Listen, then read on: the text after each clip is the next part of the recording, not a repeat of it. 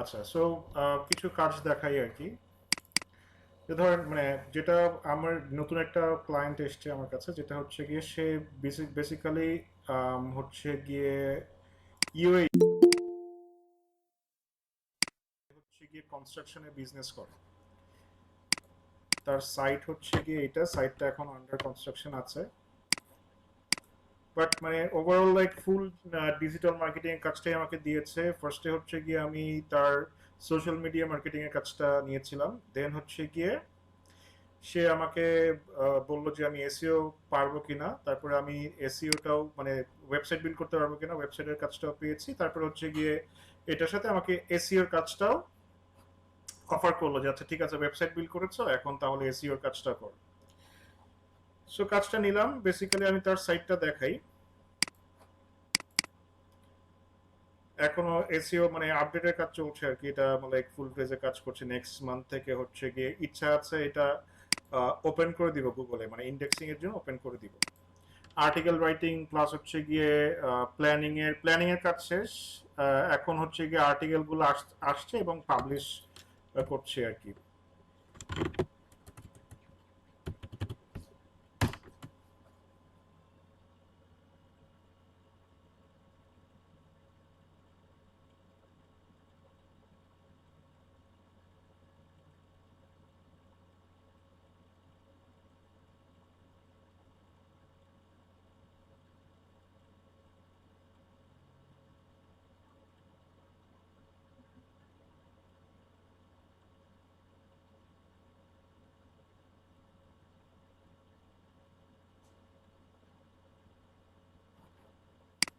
সাথে করে কন্টেন্ট এটা আসুক। আচ্ছা, সাথে করে কন্টেন্টের ইয়াগুলো দেখাই যে আসলে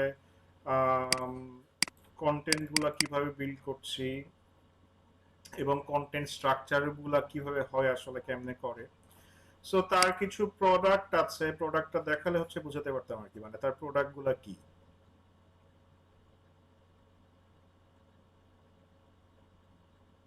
তো এটা হচ্ছে কিন্তু তার সাইট, এগুলো হচ্ছে তার সার্ভিস গুলো। সে পার্ক গুলো ক্রিয়েট করে, কার পার্কিং শেড বানায়, তারপর হচ্ছে গিয়ে কি কিডস প্লে জোনের শেড বানায়। এছাড়াও তার অনেকগুলো সার্ভিস আছে।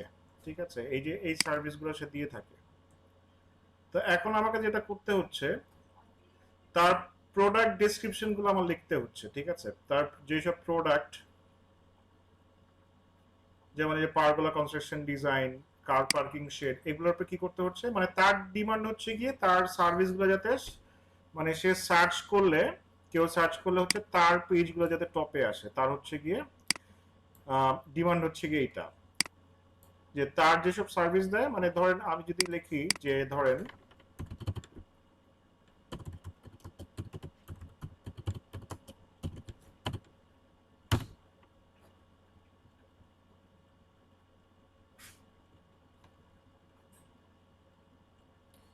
সো আমি লিখলাম কি পারগোলা সাপ্লায়ার্স। আচ্ছা,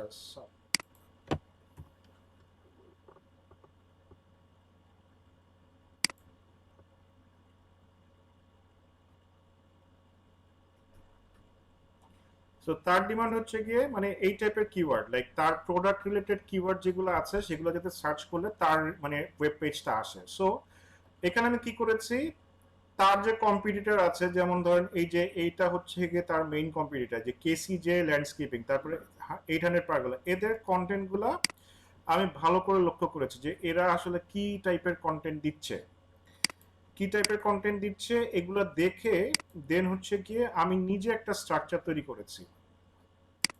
এত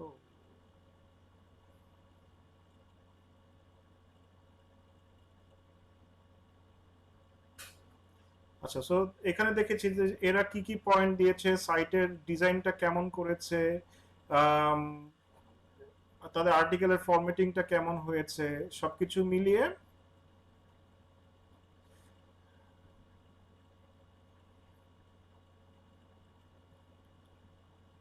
তো সবকিছু মিলিয়ে চেষ্টা করেছি এদের থেকে বেটার কিছু করা যায় কিনা।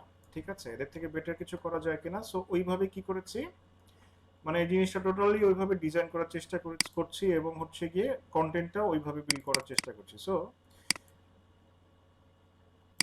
এখানে দেখেন, ধরেন আমি যদি কার পার্কিং শেড নিয়ে বলি,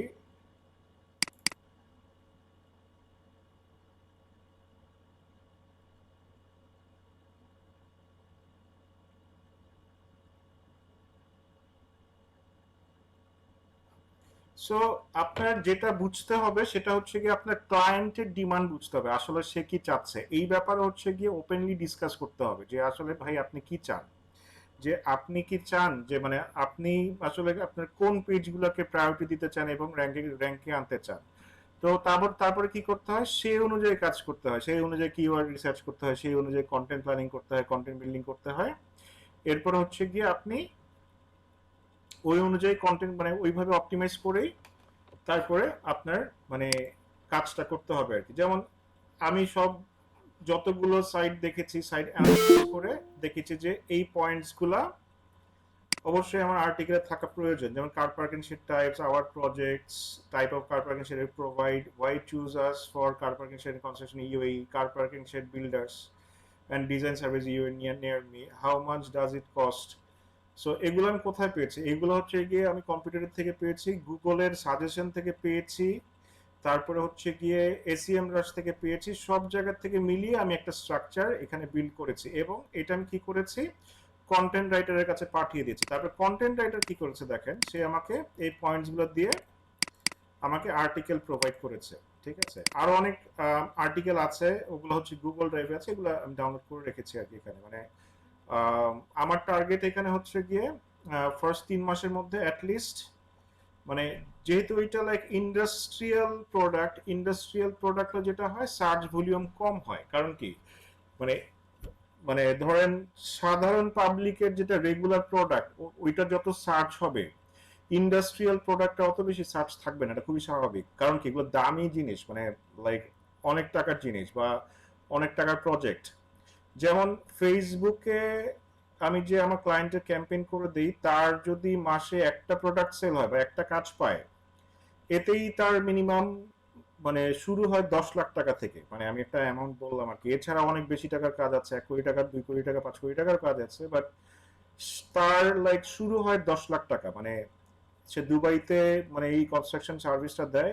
সো সারা মাস যদি সে $1,000 খরচ করে, তার মানে ওইটা পুষিয়ে যায়। মানে আসলে একটা কাজ পেলেই তো মানে আপনার লাইক 10 লাখ টাকা, তার মানে চিন্তা করেন 2-3টা কাজ পেলে যদি বড় কাজ পেয়ে যায়, তার কাজের বাজেটে শুরুই হয় 10 লাখ টাকা থেকে। যদি সে একটা জাস্ট কার পার্কিং শেড বানায় দেয়, সো ওইখানে 10 লাখ টাকা পায়।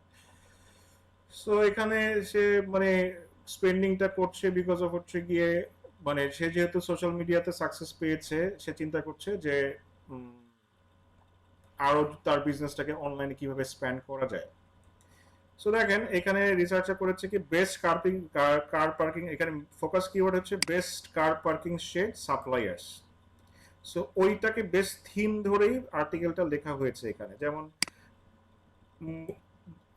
কমন শেড কি কি আছে, 10টা টপ 10, তারপরে কি types of car parking shed we provide, তারপরে যে আমার ক্লায়েন্টের যে সার্ভিস আছে, কি কি সার্ভিস সে দেয়, সেগুলোর উপরে আমি তার থেকে মানে যেটা বললাম যে তার থেকে আমি নিয়েছি, মানে ডাটা নিয়েছি যে সে আসলে কি কি করে। কারণ সবাই তো সব কাজ করে না, সো যে যেগুলো কাজ করে সেগুলো একটা ডাটা নিয়েছি, ডাটা নিয়ে তারপরে সে তার প্রাইসিং স্টার্ট কত থেকে হয়, সে কি কি সার্ভিস দেয়, সে মানে সার্ভিস সাপোর্ট দেয় কিনা, তারপরে তার প্রজেক্টের কিছু ছবি দিয়েছে, তার প্রিভিয়াস প্রজেক্ট, তারপরে কেন তাদের চুজ করবে, এই যে যেটা বললাম যে কত টাকা থেকে শুরু, সেটা আমি ক্লায়েন্টের সাথে আলোচনা করে জেনেছি। কেন তার কার পার্কিং শেড ইউএই তে বানানো উচিত সেটা নিয়ে কিছু কথা বলেছি। মানে মানুষকে ইনফরমেশন আমি দিচ্ছি কেন কার পার্কিং শেড বানানো উচিত। ঠিক আছে, আমাদের মানে তাদের কার পার্কিং কি কি সার্ভিস দেয়। ঠিক আছে, তারপরে একটা ভার্ডিক্ট আছে, মানে আপনার লাইক পুরো আর্টিকেলটা শর্ট করে। তারপরে এই ফ্যাক্টস গুলো কোথায় পেয়েছে, এগুলো হচ্ছে মোস্টলি গুগলের যে সার্চে যে কোশ্চেন গুলো আসে সেই কোশ্চেনের অ্যান্সার গুলো এখানে দেওয়ার চেষ্টা করেছে। এটা দিলে কি হয়, এইটা দিলে সেই কোশ্চেন অ্যান্সারের স্নিপেট হিসাবে আমার আর্টিকেলটা র্যাঙ্ক করার চান্সেস থাকে, এবং ফিচার স্নিপেট হিসাবে আমার আর্টিকেলটা দেখানোর সেখানে চান্সেস থাকে। সো এগুলো যদি আমি মানে কমন কোশ্চেন গুলো অ্যান্সার যদি আমি পিক করে নিয়ে আসি, এর চান্সেস আর রিয়েলি হাই যে স্নিপেট হিসাবে আমাকে দেখাবে। আর স্নিপেট হিসেবে দেখালে কিন্তু এখানে একটা অ্যাডভান্টেজ নেওয়া যায়, যেটা হচ্ছে গিয়ে মানে উপরের দিকে অটোমেটিক্যালি র্যাঙ্কে চলে আসা যায়। সো প্রসেসটা হোপফুলি আপনাদের কাছে ক্লিয়ার হয়েছে, মানে এত কঠিন কিছু না। বাট এখানে এটা করতে হয় যে এখানে ব্রেইন স্টর্মিং করতে হয় যে প্রচুর, মানে আসলে আমি কি পয়েন্ট দিব, কত ওয়ার্ডের হবে, তারপরে আপনার কন্টেন্ট রাইটারকে ইনস্ট্রাক্ট করতে হয় যে এইভাবে লিখবা, এই কন্টেন্টগুলোকে তারপর আপনি চেক করে নিতে হয় কোয়ালিটি। ঠিক আছে, কোয়ালিটি চেক করে হচ্ছে গিয়ে আপনার লাইক যদি কোনো অবজারভেশন থাকে সেটা মানে জানাতে হয়। এই যে এই জায়গাটাতে আপনার হচ্ছে টোটাল কোঅর্ডিনেশন করতে হবে, কি কোঅর্ডিনেট করতে হয় যে এরপরে গিয়ে যখন কন্টেন্টগুলো পাবলিশ হওয়া শুরু করে তখন হচ্ছে গিয়ে সাইটে পাবলিশ মানে যে পাবলিশ করবে তার কাছে দিয়ে দিতে হয় যে তুমি সাইটে, তারপর তাকেও ইনস্ট্রাকশন করতে হয় যে তুমি এখন কন্টেন্টগুলা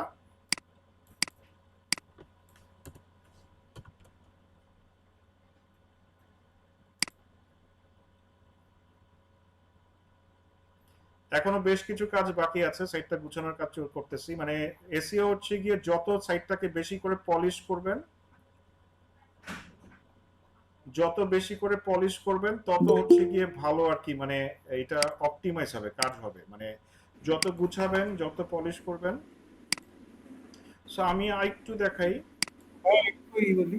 কিছু আর্টিকেল আমি পাবলিশ করেছি, ঠিক আছে। আচ্ছা ভাই, এই যে এটা দিচ্ছেন আপনি, দেখালেন যে কন্টেন্টটা, হুম, এটা কি হোম পেজে দেবেন নাকি ব্লগে? এটা যাবে হচ্ছে কি, এটা আওয়ার সার্ভিসেস পেজে, লাইক মানে প্রোডাক্ট পেজে যাবে এখানে। আর ব্লগের জন্য কন্টেন্ট আছে, যেমন ব্লগে যদি গিয়ে দেখাই ব্লগের জন্য কন্টেন্ট কি কি দিচ্ছি, মানে ব্লগের প্ল্যানিংটা আলাদা। ঠিক আছে, আমার প্রোডাক্ট পেজ ফার্স্টে ওনার মানে ওনার ডিমান্ডই হচ্ছে গিয়ে তার প্রোডাক্ট পেজগুলো যাতে র্যাঙ্ক করে, কেউ যাতে বেস্ট পারগোলা ইন ইউএই বা দুবাই লেখে সার্চ করে যাতে তাকে পায়। দ্যাটস ওয়াই হচ্ছে গিয়ে তার প্রোডাক্ট পেজগুলোকে অপটিমাইজ করছে। এবং ব্লগেও কিছু কম, মানে ব্লগেও কন্টেন্ট আলাদা প্ল্যানিং আছে। সো দুইটার প্ল্যানিং আলাদা আর কি, যে আওয়ার সার্ভিসের যে প্ল্যানিংটা ওইটা একটা, আর ব্লগের জন্য লং টার্ম প্ল্যানিং, যে 6 মাসে আমার কি কি পোস্ট যাবে সেটার একটা লিস্ট আমার ক্রিয়েট, আমি লিস্ট ক্রিয়েট করছি। এবং এটা নিয়ে আমার সাথে হচ্ছে গিয়ে কন্টেন্ট রাইটারের ডিসকাশন চলতেছে যে নেক্সট মান্থে কি কি যাবে, সে সেটা এখন মানে রেডি করছে আর কি। রেডি করে হচ্ছে গিয়ে আমাকে দিলে দেন হচ্ছে গিয়ে মানে ব্লগগুলো হচ্ছে কন্টিনিউয়াসলি পোস্ট হতে থাকবে। তো আমি একটু দেখাই আপনাদের, কিছু আর্টিকেল অলরেডি আমি পাবলিশ করেছি। সো বেসিক্যালি কাজটা এইভাবেই হয় আর কি, মানে এইভাবেই করতে হয়। ক্লায়েন্টের সাথে হচ্ছে গিয়ে মানে লুকোচুরি করা যাবে না বা লজ্জা পাওয়া যাবে না, সবকিছু ডিটেইলে জিজ্ঞেস করতে হবে যে অ্যাকচুয়ালি তার ডিমান্ড কি, এবং আপনার কাজ হচ্ছে গিয়ে তার ডিমান্ডটা ফুলফিল করা এবং নেগোসিয়েশন করা যে আচ্ছা আমি তোমাকে এনে দিব, তুমি আমাকে কত দিবা। ঠিক আছে, সবকিছু করে দিব, ম্যানেজ করে দিব, তুমি আমাকে এত করে দিবা, মানে এটাও একটা নেগোসিয়েশনের জায়গা আছে। সো সবকিছুই আর কি, মানে কাজটা এইভাবেই হয়, মানে কাজটা আচ্ছা নিবেন, ভাইয়া, রিসার্চ করে দেখবেন যে আসলে কি কি করা লাগবে, ওই কাজগুলো করতে অথবা করতে আপনি কি পরিমাণ সময়, শ্রম এবং রিসোর্সের দরকার বা লোক লোক প্রয়োজন আছে কিনা, এগুলো বিবেচ্য বিষয় আছে। ঠিক আছে, এগুলো বিবেচনা করেই হচ্ছে কি আপনার আম, ইয়া করতে হয়, মানে বাজেটিংটা করতে হয় যে আপনার ধরেন কন্টেন্ট রাইটারকে কত টাকা দিতে হবে। আচ্ছা ভাইয়া, জি ওই বলেন। একটা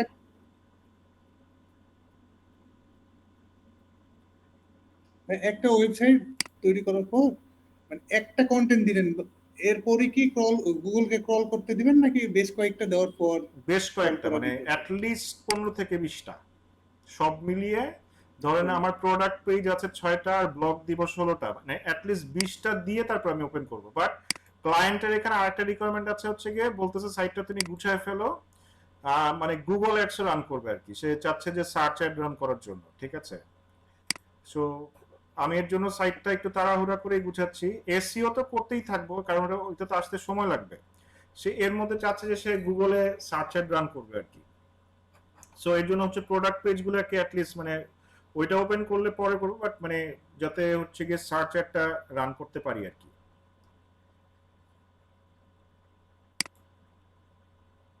অ্যাটলিস্ট মানে 15 থেকে 20টা মানে মানে করে ওপেন ইন্ডেক্সে দেওয়া উচিত। যেমন এই যে কিছু কন্টেন্ট দিয়েছি, কিছু কন্টেন্ট যাচ্ছে।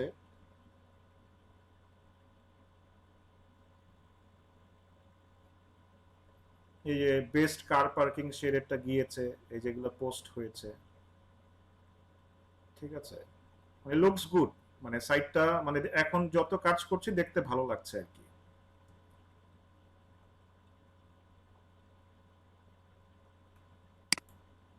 সো কেমন লাগছে আপনাদের কাছে? ভালোই আছে ভাই। হ্যাঁ, আরো কাজ আছে, এটা কাজ এখনো শেষ হয় নাই, প্রচুর কাজ বাকি। মানে সাইটটা গুছাচ্ছি, মানে নেক্সট কালকে তো 1 তারিখ, 1 তারিখ থেকে আর কি, মানে 3-4 তারিখ থেকে হচ্ছে গিয়ে ওই গুগল অ্যাডস রান হবে আর কি এই সাইটটাতে, ট্রাফিক অ্যাড রান হবে আর কি, মানে কনভার্সনের জন্য। সো এই যে এগুলা হচ্ছে গিয়ে, এগুলো পোস্ট হয়েছে, বাট এগুলার এখনো কাজ চলছে আর কি, মানে পুরোপুরি ফিনিশ না।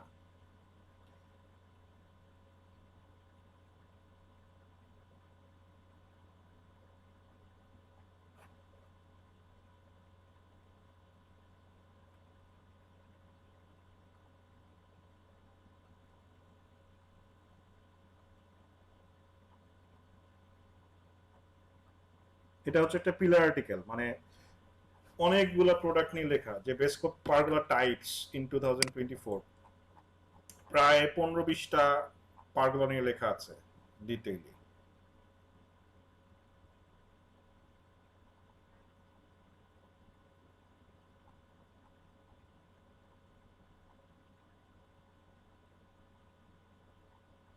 ঠিক আছে, এগুলো প্রচুর পলিশ করার জায়গা আছে, এগুলো টেবিল হবে, ডিজাইনটা আরো সুন্দর হবে, সবকিছু মিলিয়ে কাজ চলছে, দেখা যাক, মানে এটা হোপফুলি সাকসেসফুল হবে, র্যাঙ্কে নিয়ে আসতে পারবো এটাকে।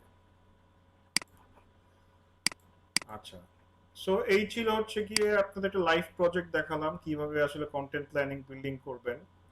সো ব্লগেও প্রচুর, মানে ব্লগের প্ল্যানিং আছে হচ্ছে গিয়ে 100-200 কন্টেন্ট দেওয়া অ্যাটলিস্ট এই বছরে। সো ওইভাবেই কাজ আগাচ্ছে, দেখা যাক, আল্লাহ ভরসা, এটা ইনশাল্লাহ র্যাঙ্ক করব। সবকিছু ঠিকঠাক থাকলে, মানে কন্টেন্টের কোয়ালিটিও অনেক এনশিওর করার চেষ্টা করেছি, সবকিছু মিলিয়ে মানে কোয়ালিটিতে ছাড় দেওয়া যাবে না আর কি। সো ফুলি বুঝতে পেরেছেন আসলে লাইভ প্রজেক্ট কেমন হয়। আচ্ছা, তো এখন আমরা দেখবো হচ্ছে গিয়ে, মানে আমরা একটু টেকনিক্যাল এসইওর দিকে যাবো এখন। টেকনিক্যাল এসইও আসলে কি, মানে আমাদের ওয়েবসাইটের এই ডিজাইনিং এবং ধরেন কন্টেন্ট প্ল্যানিং এর বাইরেও আরেক ধরনের এসইও আছে, যেটা হচ্ছে কি আপনার মানে ওয়েবসাইটের মেকানিজম রিলেটেড।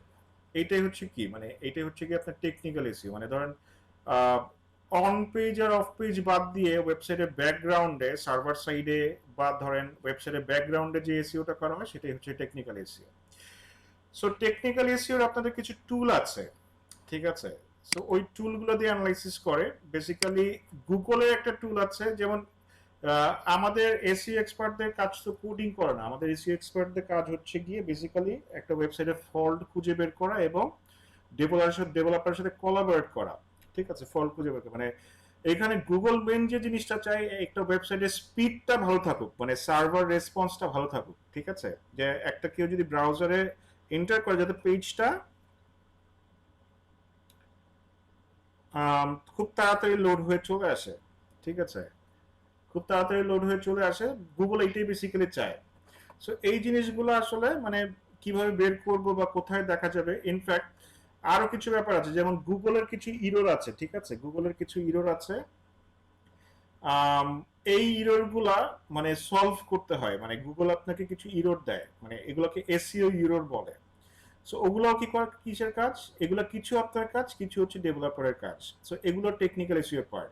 এছাড়া আছে কি, এছাড়া আছে আপনার রোবট টিএক্সটি কনফিগারেশন, প্লাস হচ্ছে গিয়ে সাইট ম্যাপ সাবমিশন, এগুলো টেকনিক্যাল এসইও কাজ। তো এই সব কাজ দেখার জন্য গুগলের একটা টুল আছে। এর আবার ধরেন গুগল কিন্তু পেনাল্টি দেয়, বলেছে না গুগল পেনাল্টি দেয়, বা মানে যদি আপনার মানে সাইটটা ভাইরাস দ্বারা অ্যাটাক হয়, তাহলে এগুলো কোথায় দেখতে পারবেন? সো এগুলো দেখার জন্য গুগলের একটা মানে খুবই ইম্পর্টেন্ট একটা টুল আছে, যেটা হচ্ছে কি গুগল সার্চ কনসোল, ঠিক আছে? এটা গুগলের একটা ফ্রি টুল এবং সব থেকে বেস্ট টুল আমার কাছে মনে হয় এসইওর জন্য। যদি গুগলের কোনো বেস্ট টুল থেকে থাকে, এটা হচ্ছে কি গুগলের সার্চ কনসোল।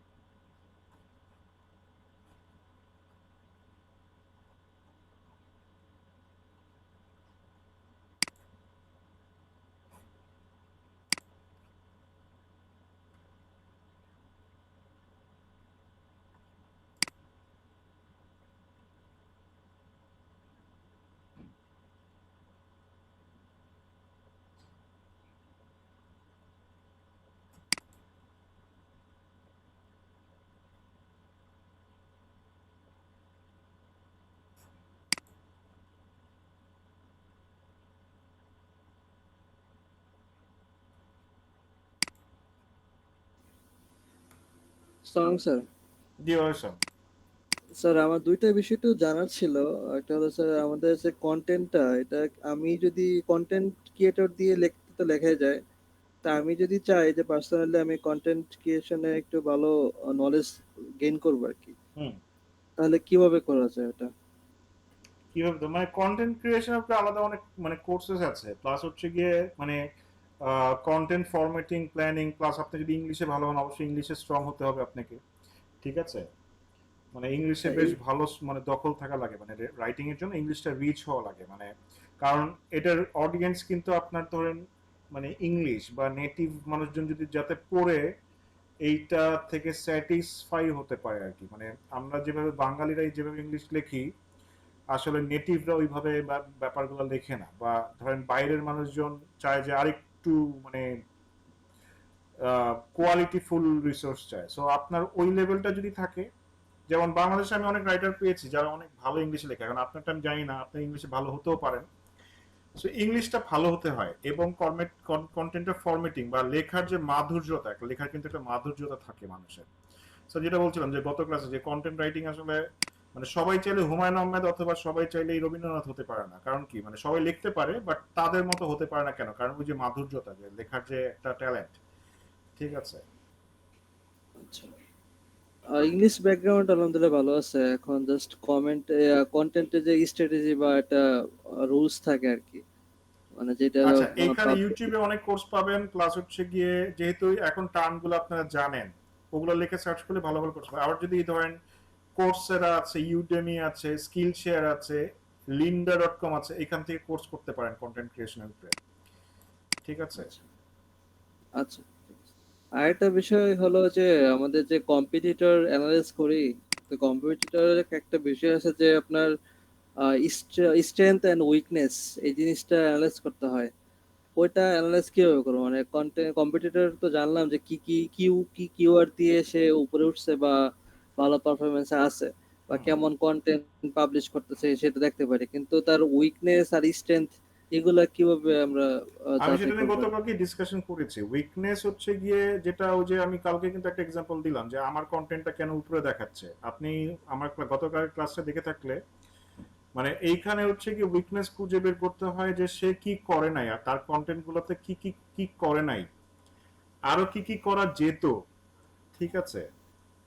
সেগুলো এখন যেমন ধরেন সে টাইটেল নিচে টেক্সট দেয় নাই, সো আমি কি করেছি কিওয়ার্ড ইউজ করে এখানে টেক্সট প্যারাগ্রাফ দিয়েছি। সো এটাই হচ্ছে উইকনেস আইডেন্টিফিকেশন। আর সেটা স্ট্রেংথ ম্যাচ মানে হচ্ছে স্ট্রেংথ মানে হচ্ছে যে অথরিটি, ব্যাকলিঙ্ক, তারপরে তার কন্টেন্ট কোয়ালিটি, এগুলো হচ্ছে তার স্ট্রেংথ। মানে সে অলরেডি র্যাঙ্কে আছে মানে সে স্ট্রেংথফুল, এটা আমি ধরেই নিতে পারি, ঠিক আছে? উইকনেস হচ্ছে গিয়ে সে কি করে নাই, সে 10টা পয়েন্ট দিয়েছে, হয়তো বা 15টা দেওয়া যেত, সেক্ষেত্রে এটা অ্যাডভান্টেজ নেওয়া হচ্ছে গিয়ে আপনি 15টা দেন, পয়েন্ট দেন, 12টা দেন। সে যদি 3000 ওয়ার্ডে লেখে, আপনি 3500 ওয়ার্ডে লেখেন, এটাই হচ্ছে উইকনেস উইক আইডেন্টিফিকেশন। উইকনেসটা দেখার জন্য কি কোনো টুলস আছে নাকি এটা নিজের দেখা লাগে বা নিজের থিঙ্ক করা এটা লাগে? নিজে অ্যানালাইসিস করা লাগে। উইকনেস দেখার জন্য কোনো টুল নাই। ওই যে আমি যে কন্টেন্ট টেমপ্লেটটা দেখিয়েছি সেখানে কিন্তু আপনাকে ডিটেল দেখে দিচ্ছে কোন জায়গায় কিওয়ার্ড ইউজ করেছে, কত লেন্থ, কত হওয়া উচিত। সো টুলের হেল্প তো অবশ্যই আছে, যে এসইএম রাশ দিয়ে কিন্তু বের করে উইকনেস বের করতে পারছেন যে সে কোথায় কোথায় দিয়েছে, কত ওয়ার্ডে লিখেছে, আপনি কি করবেন, কত ওয়ার্ডে লিখবেন, ঠিক আছে? এই জিনিসগুলা। আচ্ছা, ঠিক আছে, থ্যাংক ইউ। ডোমেইন অথরিটি কত পর্যন্ত, ম্যাক্সিমাম কত পর্যন্ত আমরা টার্গেট করবো আসলে প্রথম ডোমেইন অবস্থা? অথরিটি কত পর্যন্ত এটার কোনো মানে ইয়া নাই, মানে এখন দেখা যায় যে একটা সাইট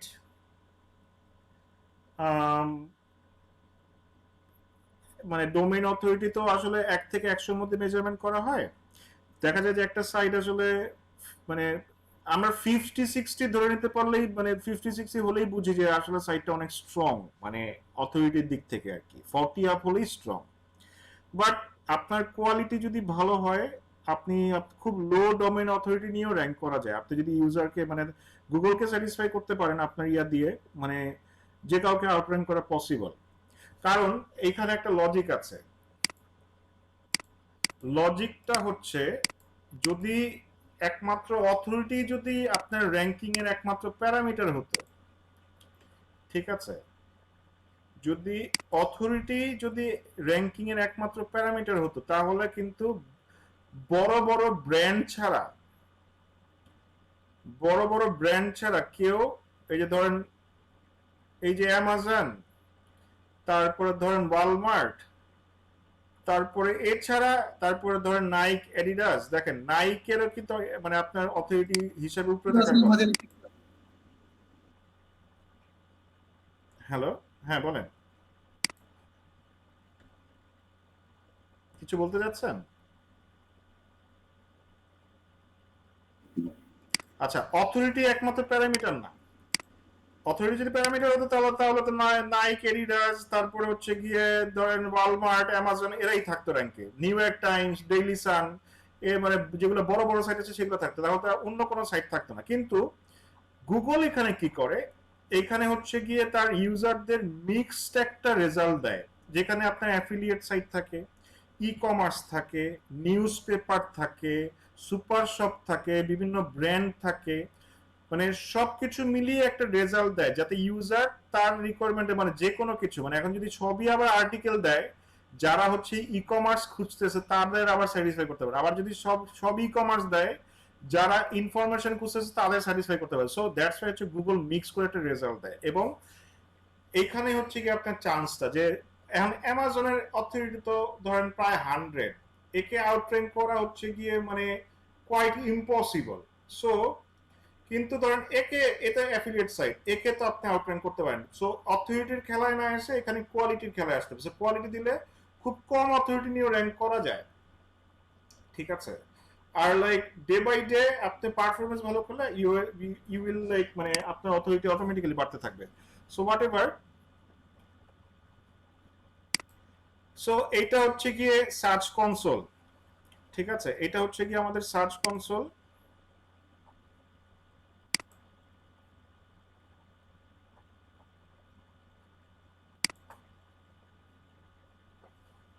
সো সার্চ কনসোল এটা মানে আমাদের লাইক এখানে দেখেন অনেকগুলো অপশন আছে। এখানে এই সার্চ কনসোলে যেটা হচ্ছে গিয়ে বেসিক্যালি অর্গানিক ট্রাফিকের ডাটা দেখা যায়। অর্গানিক ট্রাফিক মানে যেটা হচ্ছে গিয়ে সার্চ ইঞ্জিন থেকে ক্লিক করার পরে আসতেছে, ঠিক আছে? যেটা হচ্ছে সার্চ ইঞ্জিন থেকে ক্লিক করার পরে আসতেছে। সো এখানে দেখেন মানে অনেক, আপনি যদি আপনার সাইটের ডাটা এখানে দেখতে চান তাহলে কি করতে হবে, আপনার সাইটটা এই সার্চ কনসোলে অ্যাড করতে হবে। মানে অ্যাড না করলে আপনি আপনার সাইটের ডাটা দেখতে পারবেন না first of all. So add করবো কি হচ্ছে, তো ফার্স্টে তাহলে সাইটটা অ্যাড করি। সো অ্যাড করতে হলে আমাদের কোথায় যেতে হবে, আমাদের সাইটে যেতে হবে।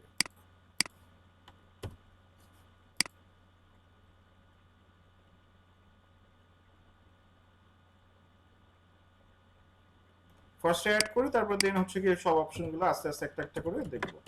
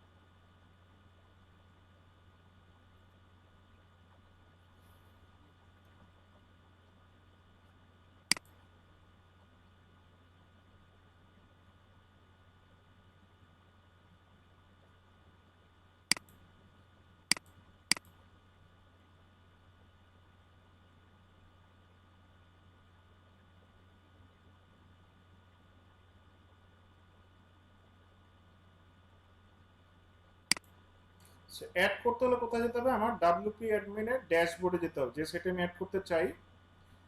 সো এটা ডাব্লিউপি অ্যাডমিনের ড্যাশবোর্ডে যেতে হবে। ড্যাশবোর্ডে কিভাবে যাব, মানে আমার হচ্ছে কি আছে যে এটা,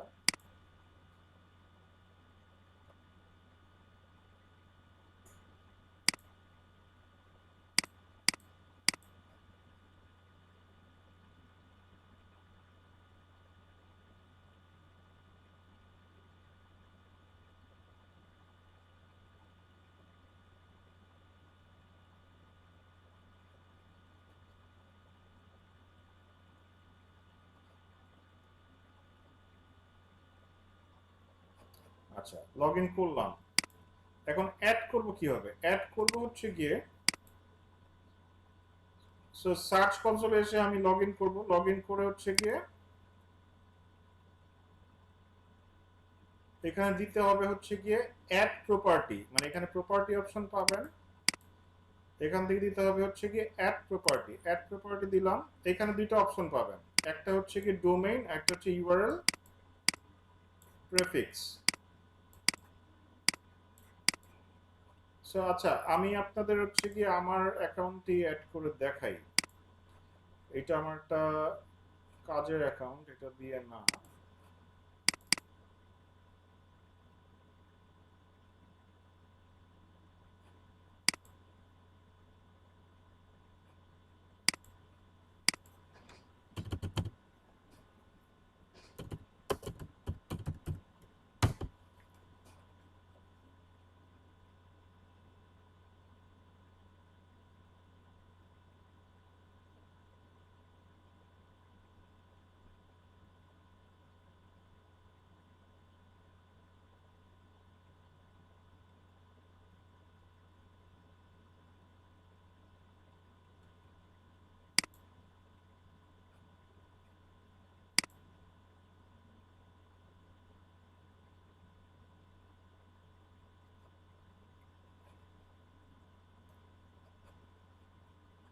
আচ্ছা, তো এখানে অ্যাড করতে হলে কি করতে হবে আপনাদের?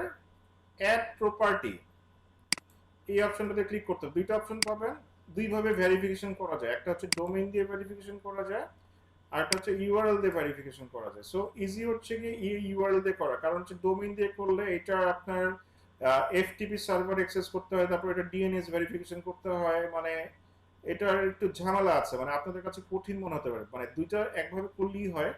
সেটা হচ্ছে ইউআরএল প্রেফিক্স দিয়ে করলে ইজি। জাস্ট খালি ইউআরএলটা দিবেন, একটা কোড দিবে, কোডটা জাস্ট খালি ওয়েবসাইটের হেডারে বসায় দিলেই হয়ে যাবে। সো আমি কোডটা নেই। আচ্ছা, মানে আগে ইউআরএলটা নিয়ে আসি, কোন সাইটটা আসলে আমি ইয়া করতে চাচ্ছি। ইউআরএল হচ্ছে গিয়ে আমার মেইন ডোমেন হচ্ছে গিয়ে এইটা, ঠিক আছে? যে ডোমেনটা আমি অ্যাড করতে চাই সেটা হচ্ছে গিয়ে এইটা। এইটা নিয়ে এসে আমি আমার ইউআরএল প্রেফিক্সে গিয়ে পেস্ট করে দিব। এরপরে দিব হচ্ছে কন্টিনিউ।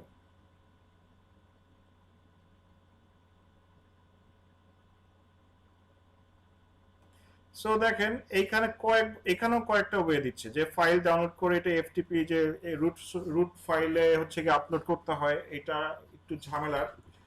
মানে পারবে না যে তা না, বাট এটা একটু ঝামেলা। সবথেকে ইজিয়েস্ট ওয়ে হচ্ছে এইচটিএমএল ট্যাগ দিয়ে ভেরিফিকেশন করা। HTML tag. সো এইখানে ড্রপ ডাউনে ক্লিক করেন, এখানে দেখেন একটা কোড দিচ্ছে। এই কোডটাকে কি করতে হবে আপনার? এখানে কি বলছে দেখেন, copy the meta tag below and paste it into your site's home page. It should go in the head section before first body section. মানে হেড সেকশন হচ্ছে কি আপনার, মানে ওয়েবসাইটের যে কোডিং ফাইলটা আছে সেটার একটা হেডার ট্যাগ থাকে এইচটিএমএল ট্যাগে। সো ওইখানে গিয়ে পেস্ট করতে হবে। সো আমি কোডটা কপি করলাম। এটা বেসিক্যালি থাকে হচ্ছে কি আপনার ওয়েবসাইটের ভিতরে ড্যাশবোর্ডে, আপনার হচ্ছে গিয়ে অ্যাপিয়ারেন্স থেকে হচ্ছে গিয়ে এই যে থিম ফাইল এডিটর একটা অপশন আছে দেখেন, এইখানে থিম ফাইল এডিটরে ক্লিক করতে হবে। থিম ফাইল এডিটরে ক্লিক করলেই দেখ, মানে আমার যতগুলা ধরেন পেজ আছে সবগুলা এই যে পেজগুলোর কোড চলে আসবে। সো দেখেন এখানে ওয়ার্নিং দিচ্ছে যে তুমি যদি কোড এডিট করো তোমার হচ্ছে গিয়ে ঝামেলা হতে পারে, সাইড ব্রেক করতে পারে। মানে এটা হচ্ছে গিয়ে আসলেই মানে একটু রিস্কি। মানে আসলে কোডিং যদি আপনার একটা ডট বা একটা কমা উল্টাপাল্টা কোথাও পড়ে তাহলে পুরো সাইটটা আপনার মানে ভেঙে যেতে পারে, সাইটটা কাজ নাও করতে পারে। সো এটা এডিট করা একটু রিস্কি। সো তাও আমি বের করে যে দেখেন এই যে হেডার ফাইল আছে, এটা আমি হেডারে ক্লিক করেন, হেডার ফাইল, এখানে দেখেন এই যে হেড ট্যাগ দেওয়া আছে, যে হেড,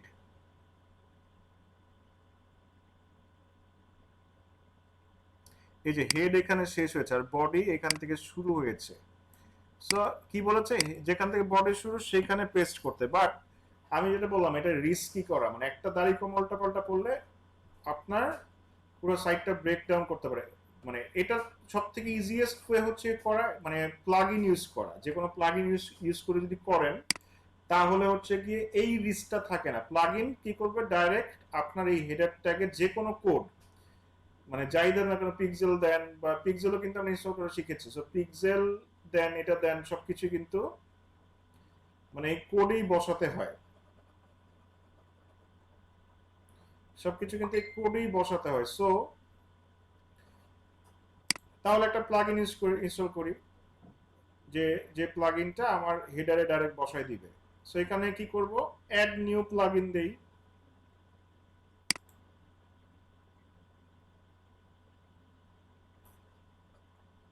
এখানে গিয়ে টাইপ করবেন হেডার ফুটার।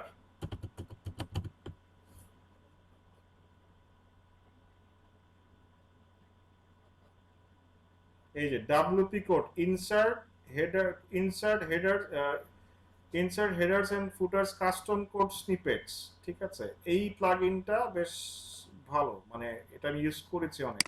সো ইনস্টল নাও দেই।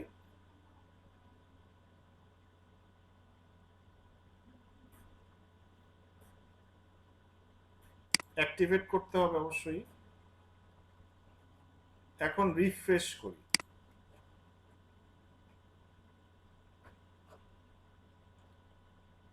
এই যে দেখেন কোড স্নিপেটস এর প্লাগইনটা কাজ শুরু করে দিয়েছে এখান থেকে। সো আমাদের কি করব, একটা নতুন স্নিপেট, মানে নতুন একটা কোড আমরা হেডারে দিব।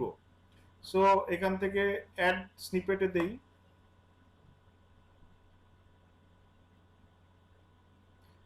সো এই যে add your custom code new snippet, এখানে ইউ স্নিপেটে ক্লিক করি।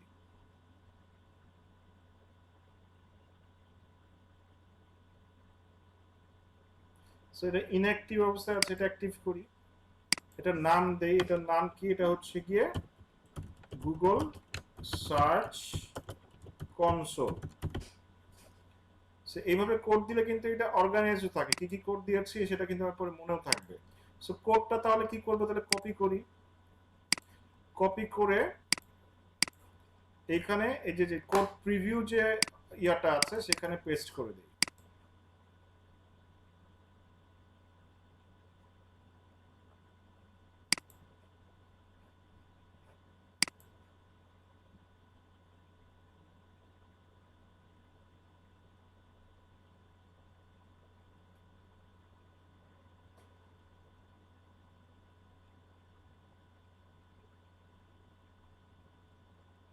সো এরপরে অবশ্যই প্রিভিউ দিয়ে পেস্ট করেই কিন্তু আমরা আপডেটে ক্লিক করতে হবে। আপডেট যদি না দেই তাহলে কিন্তু এটা সেভ হবে না। আপডেটে দেওয়ার পরে হচ্ছে গিয়ে আমার যেটা করতে হবে, এই ভেরিফাই বাটনে কিন্তু কপি করে এটা ক্লিক করে দিবেন না, ওইটা ওইখানে পেস্ট করে আপডেট দেওয়ার পরে এখানে কি করবেন, এই যে এই ভেরিফাই বাটনে ক্লিক করবেন, আদারওয়াইজ এটা কাজ করবে না।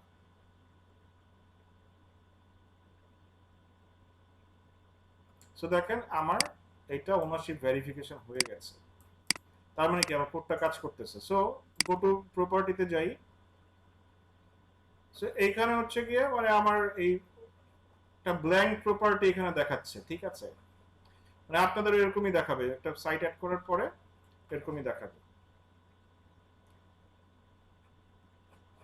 সো সবাই একটু ওয়েট করবেন কাইন্ডলি, আমি একটু আসতেছি, আমার 2টা মিনিট সময় লাগবে, আমি একটু আসতেছি, একটু ওয়েট করবেন কাইন্ডলি।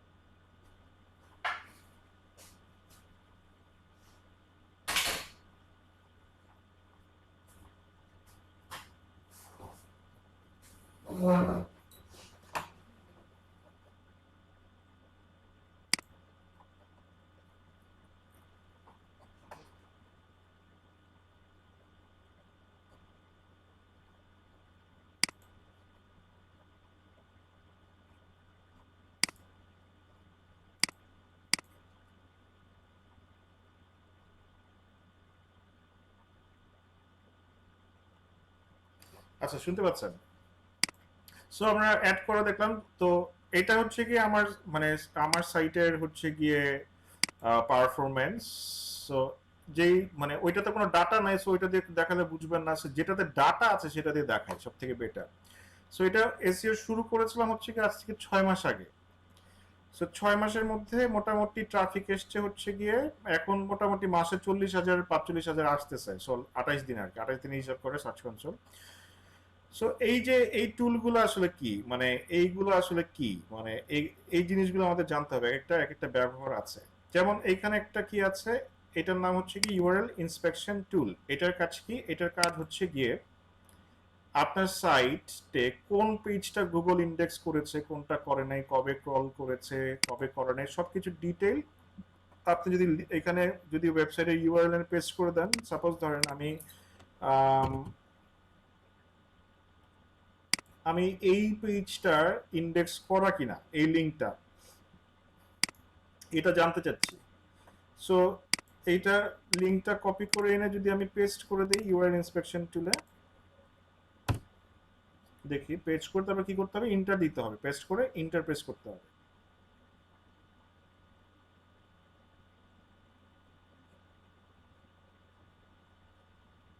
সো দেখেন ইউআরএল সে কি বলছে যে URL is on Google, it can appear search result if not subject to manual action and removal request with all relevant enhancement. ঠিক আছে। সো এরপরে যদি আমি দেই, এখানে দেখেন পেজ ইন্ডেক্স, সাইট ম্যাপ কোথায় পেয়েছে, লাস্ট ক্রল কবে করেছে, আজকেই করেছে সকালবেলা। ঠিক আছে। ওই যে বলি না যে গুগল বট ক্রল করে, এই যে এইটা হচ্ছে সেটা ক্রল ড্যাশ গুগল বট স্মার্টফোনে গুগল বট এটা স্ক্রল করেছে। ক্রল অ্যালাউড ছিল কিনা, এটা অ্যালাউড ছিল। পেজ সে ফেচ করতে পেরেছে কিনা, ফেচ। সো এটা সাকসেসফুলি ফেচ মানে পড়তে পেরেছে। ফেচ করা মানে হচ্ছে গিয়ে পড়া বা টেনে বের করা। ইন্ডেক্সিং অ্যালাউড ছিল কিনা, অ্যালাউড মানে এখানে একটা ডিটেইল পেজটা সম্পর্কে আপনাকে একটা ইনফরমেশন দিয়েছে, কবে ক্রল করেছিল, কবে দেখেছে, ইন্ডেক্স করা কিনা। এখন এটা যদি ইন্ডেক্স করা না থাকতো তাহলে কি করতে হতো, এই যে এখানে একটা দেখেন রিকোয়েস্ট ইন্ডেক্সিং একটা অপশন আছে। আপনি চাইলে গুগলকে রিকোয়েস্ট দিতে পারতেন যে আমার পেজটাকে তুমি ইন্ডেক্স করো। কিন্তু এখানে ঝামেলা হচ্ছে গিয়ে সব পেজকে আপনি চাইলে রিকোয়েস্ট দিতে পারবেন না। কোনগুলা পারবেন, ধরেন আমার এই এই ওয়েবসাইটে 5,000 10,000 পেজ আছে, সব কিন্তু আমার ইন্ডেক্স করানোর প্রয়োজন নাই। কিন্তু আমি এই যে যেগুলা যেসব কিওয়ার্ডে র্যাঙ্ক করতে চাই বা ব্লগ আর্টিকেল রাইটিং করছি, সেগুলা কিন্তু মানে আমার ফার্স্ট টার্গেট কি এইসব কিওয়ার্ড ইন্ডেক্স করানো বা এই পেজগুলোকে র্যাঙ্ক করানো। মানে মোট কথা হচ্ছে গিয়ে ইউআরএল ইন্সপেকশন টুলে সেগুলাই মানে ইন্ডেক্স মানে রিকোয়েস্ট দিবেন যেগুলো হচ্ছে কি আপনার ইম্পর্টেন্ট ছিল, সামহাউ গুগল ইন্ডেক্স করে নাই, সেগুলোকে আমার ইন্ডেক্সিং এর রিকোয়েস্টটা দিতে হবে। আদারওয়াইজ হচ্ছে গিয়ে মানে এটার লিমিটেশন আছে, এটা যদি দিতে থাকেন এই ফিচারটা গুগল সার্চ কনসোল থেকে ব্লক করে দিবে। ঠিক আছে। এটা মানে ওভার ইউজ বা বেশি ইউজ করা যাবে না। একমাত্র আপনার ইম্পর্টেন্ট পেজগুলো যদি ইন্ডেক্স করা না হয় সেগুলোই আপনি কি করবেন, ইন্ডেক্সিং এর জন্য রিকোয়েস্ট দিবেন। যদি দেখেন আছে তো আছে, যদি দেখেন নাই, যেমন পেজ ইন্ডেক্স এইটাও কি আজকে কল করেছে দুপুর 1টায়। ঠিক আছে।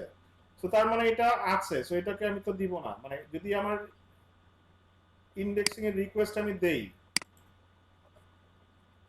ঠিক আছে, এটা কি করবে গুগল হচ্ছে তার মানে প্রায়োরিটি ক্রল লিস্টে অ্যাড করবে এবং আবার ক্রল করে দেখবে যেটা আসলে ইন্ডেক্স করা যায় কিনা। বাট এটাও তো মানে রিকোয়েস্ট দিলে ইন্ডেক্স করবে ব্যাপারটা তা না, বাট ইন্ডেক্স করার একটা চান্স থাকে, সে আবার রিক্রল করে দেখবে আর কি। ঠিক আছে। আচ্ছা, ওভারভিউতে যাই। ওভারভিউ পেজটাতে আরেকটা অপশন আছে যেটা হচ্ছে কি আপনার সার্চ কনসোল ইনসাইটস।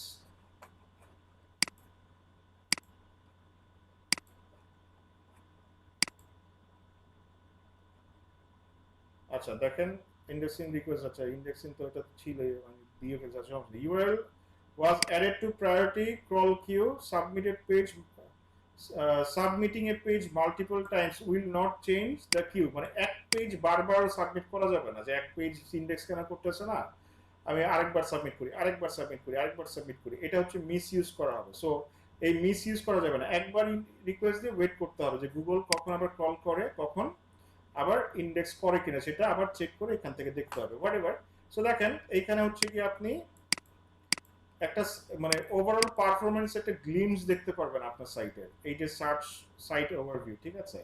সো এখানে দেখাচ্ছে মানে এটা কিন্তু SEO is like kind of game, ঠিক আছে। এখানে হচ্ছে কি আপনাকে অ্যাওয়ার্ড দেয়, আপনি এক একটা করে লেভেল অতিক্রম করলে এখানে আপনার এক একটা করে, যেমন গেম খেলে এক একটা, যেমন ফ্রি ফায়ার খেলি আমরা, তারপরে পাবজি খেলি, এতে কি হয় বিভিন্ন লেভেল ওপেন হয় না, এখানেও দেখেন লেভেল ওপেন হয়। লাস্ট 28 দিনে হচ্ছে গিয়ে 100 মানে 150, তারপরে 180, 200 ট্রাফিক পাওয়ার পরে গিয়ে এইসব অ্যাচিভমেন্ট গুলো দিয়েছিল। দেখেন এটা পাওয়া শুরু হয়েছে জুন 2023 থেকে, ঠিক আছে। সো জুন 2023-এ আমার ফার্স্ট ট্রাফিক আসা শুরু করেছিল, বাট এসইও ইম্প্যাক্ট করে হচ্ছে কি আপনার অক্টোবর থেকে মেনলি আমি এসইও কাজটা শুরু করি। নাও দেখেন এইটা বাড়তে বাড়তে অক্টোবর থেকে এখন 40K ট্রাফিক, আরো বেশি 40K, এখন 45K হলে নেক্সট আমার অ্যাচিভমেন্ট আনলক হবে, বাট এটা হয়ে যাবে। সো এখন 40K ট্রাফিক, এটা হচ্ছে কি এসইও করার ফল, ঠিক আছে। 35K এপ্রিল ছিল, বেড়ে এটা মেতে হয়েছে 40K, কয়দিন পরে 45K 50K ইনশাআল্লাহ ছাড়িয়ে যাবে আর কি। সো এটা পারফরমেন্স মোটামুটি ভালো। সো আরো কিছু মেট্রিক্স দেখি এখানে, যেমন এখানে দেখাচ্ছে যে লাস্ট 28 দিনে কত ট্রাফিক ছিল, কত বেড়েছে, তারপর হচ্ছে ইউর গ্রোয়িং কন্টেন্ট, যে কত ট্রাফিক আসছে, এখানে 15টা পর্যন্ত কন্টেন্ট দেখা যায়, ঠিক আছে। মানে নতুন পাবলিশ করলে এখানে দেখেন ফার্স্ট ক্লিক, তারপর ইউর মোস্ট পপুলার কন্টেন্ট, দেখেন আমার এই কন্টেন্টটা থেকে এই মাসে 12,000 ট্রাফিক এসছে, অথচ এটা মানে যেটা বলেছিলাম যে এটা সার্চ ভলিউম কখনোই এত না। কারণ কি এত ট্রাফিক কেন আসতেছে, বিকজ অফ একটা কিওয়ার্ডে, মানে একটা কিওয়ার্ড মাল্টিপল, মানে একটা কন্টেন্ট কয়েকশো কিওয়ার্ডে র্যাঙ্ক করে। সো 12, এখানে 15টা পর্যন্ত দেখা যায়। এরপর আপনার টপ পারফর্মিং কিওয়ার্ড এখানে 50টা পর্যন্ত দেখায়, কোন কোন কিওয়ার্ডে র্যাঙ্ক করতেছে, এবং পজিশন কোন পজিশনে আছে, ঠিক আছে।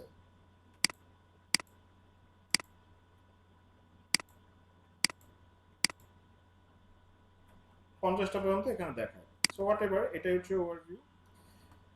এরপরে আসে দেখেন ইন্ডেক্সিং বা পারফরমেন্স সেগমেন্টে কি আছে, সার্চ রেজাল্টস।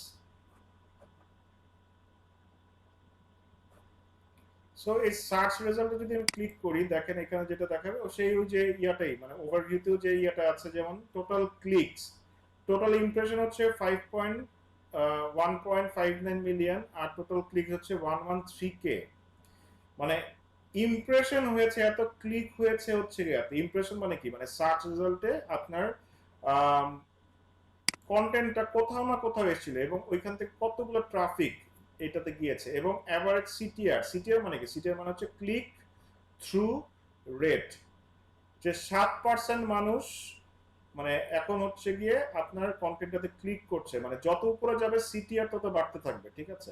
অ্যাভারেজ পজিশন হচ্ছে 6.2, এখানে যদি এগুলো অন করে দেই, এখানেও কিন্তু দেখেন আপনার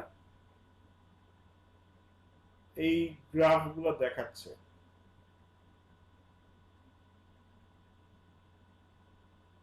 এখন আমার লাইক সিটিআর অলমোস্ট 9, সিটিআর পুরো গিয়েছিল, বাট এখন সিটিআর মানে অলমোস্ট 9। এই সিটিআর আসলে ডিপেন্ড, সিটিআর যত ভালো থাকবে তত যত বেশি আপনার সাইটে হবে, একটা সার্চ রেজাল্টে যত আপনার সিটিআর থাকবে তত হচ্ছে গিয়ে এটা আপনার মানে ওয়েবসাইটের জন্য ভালো একটা সিগন্যাল দেয়, মানে এইটা আপনাকে গুগল তখন উপরের দিকে পুশ করে। যদি সিটিআর ভালো থাকে তখন আপনার কন্টেন্টটা গুগল বুঝতে পারে যে এই কন্টেন্টটা ভালো পারফর্ম করতেছে তার সার্চ রেজাল্টে, তখন এটা উপরের দিকে দেয়। ঠিক আছে, উপরের দিকে দেয়।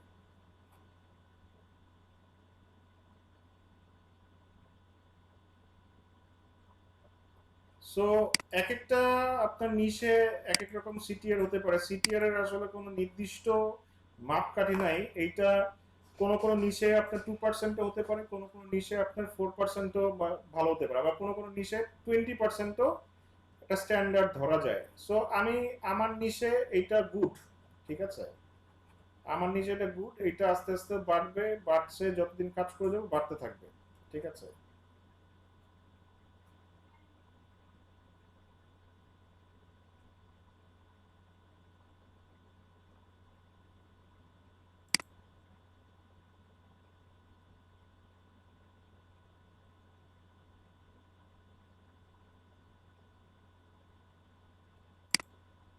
সো এখানে দেখেন অপশন আছে কোয়ারিজ।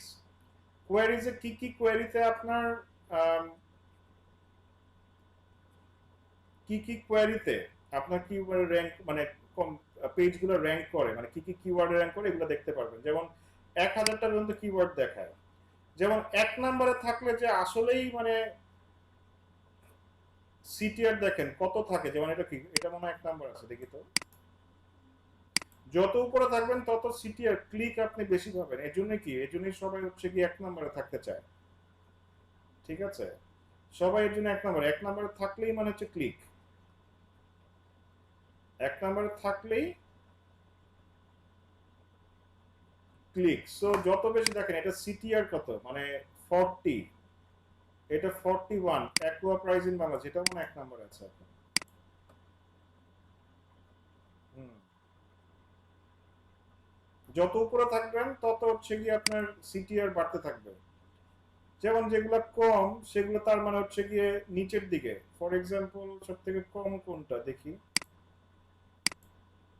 সিটিআর ধরেন এটা হচ্ছে গিয়ে 4.5, এটা এত কম কেন একটু দেখি, এটা কোথায় আছে।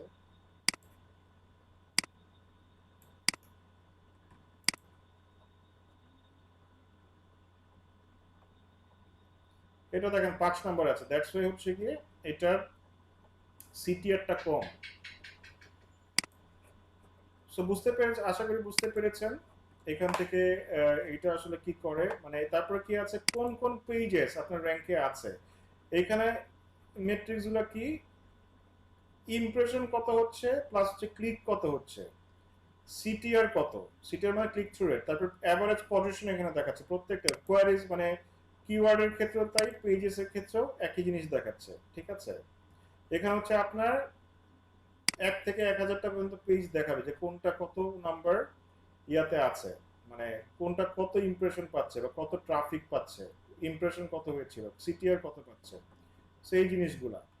তারপরে কান্ট্রিজ, কোন কোন কান্ট্রি থেকে আপনার ট্রাফিক বেশি আসছে, যেমন টপ কান্ট্রি হচ্ছে বাংলাদেশ, ঠিক আছে, স্বাভাবিকভাবে এটা সিটিআর লাইক মানে বেশি হবে, এটাই স্বাভাবিক, অ্যাভারেজ পজিশন এখানে বেশি হবে স্বাভাবিক। সৌদি আরবিয়া, এখান থেকে কিন্তু বেশ ভালো একটা ট্রাফিক আছে। এরপরে কি আছে, ইন্ডিয়া, ইউনাইটেড স্টেটস, ইউনাইটেড মানে প্রত্যেকটা দেশে আমার কিন্তু মানে মেইন টার্গেট হচ্ছে বাংলাদেশ, বাট অন্যান্য কান্ট্রিতেও কিন্তু আমার র্যাঙ্ক করছে, বাট ওগুলো আমার টার্গেটেড কান্ট্রি না।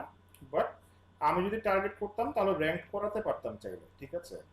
ইতালির থেকে আসে 230টা দেশে কিন্তু মানে কোথাও না কোথাও আমার কন্টেন্টটা দেখা গেছে, এবং কিছু হলো ক্লিক আমি ট্রাফিক আমি পেয়েছি। যেমন জাপান থেকে আসছে, আহ, অস্ট্রেলিয়া থেকে আসছে, কুয়েত থেকে আসছে, ফ্রান্স থেকে, Jamaica, Sri Lanka, Philippines, Colombia, Bahrain, মানে কেনিয়া, প্রত্যেকের দেশ থেকে কিছু না কিছু ট্রাফিক আমার, রোমানিয়া। এভারেজ পজিশনও কিন্তু বেশ ভালোই দেখেন, মানে টপ 5 লিবিয়াতে যেমন 5, এখানে 11, মানে সেকেন্ড পেজে পর্তুগালে, মানে বেশ ভালোই, কিন্তু খারাপ না। চায়না,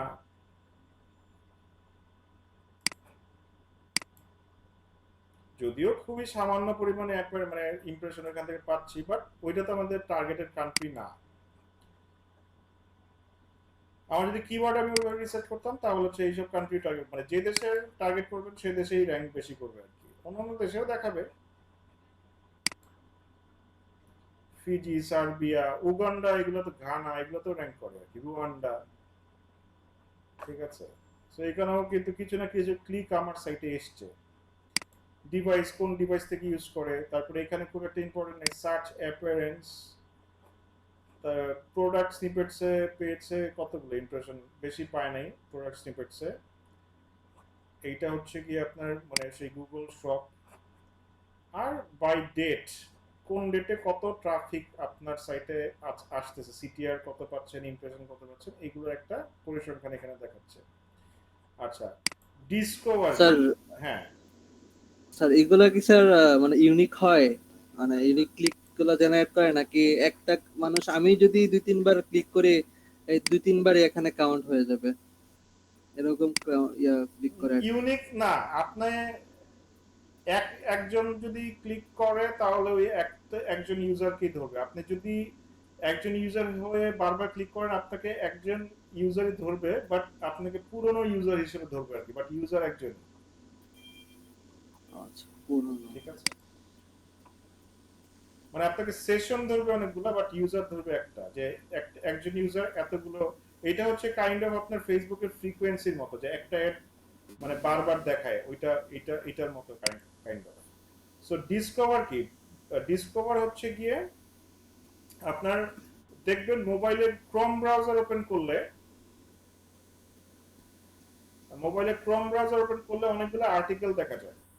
ঠিক আছে, মোবাইল হ্যাঁ দিয়ে যদি প্রথমে আসে, হ্যাঁ প্রথমে আসে। প্রথমে আসে সেটা হচ্ছে ডিসকভার। সো ডিসকভারে আমার কোনো কন্টেন্ট সাজেশন নাই, এখান থেকে আমার কোনো ট্রাফিকও আসে নাই। ঠিক আছে, ডিসকভারে থাকে কি মানে ওই যে পেজ র‍্যাঙ্ক করলে তখন ডিসকভারে আসে না নাকি অ্যাড? ডিসকভারের জন্য ওটা আলাদা অপটিমাইজ করতে হয়। ঠিক আছে, ডিসকভারে আনতে হবে, ওটা ডিসকভারের জন্য আলাদা অপটিমাইজ করতে হয়, বাট আমি ডিসকভারের জন্য অপটিমাইজ করি না, আমি সার্চের জন্য অপটিমাইজ করেছি। ঠিক আছে, আচ্ছা এরপরে আসি পেজেস। পেজেসে কি কি আছে, এখানে হচ্ছে গিয়ে পেজ ইন্ডেক্সিং, আমার সাইটে টোটাল কতগুলো পেজ আছে এবং কতগুলো এর মধ্যে ইন্ডেক্স করেছে এবং কতগুলো করে নাই।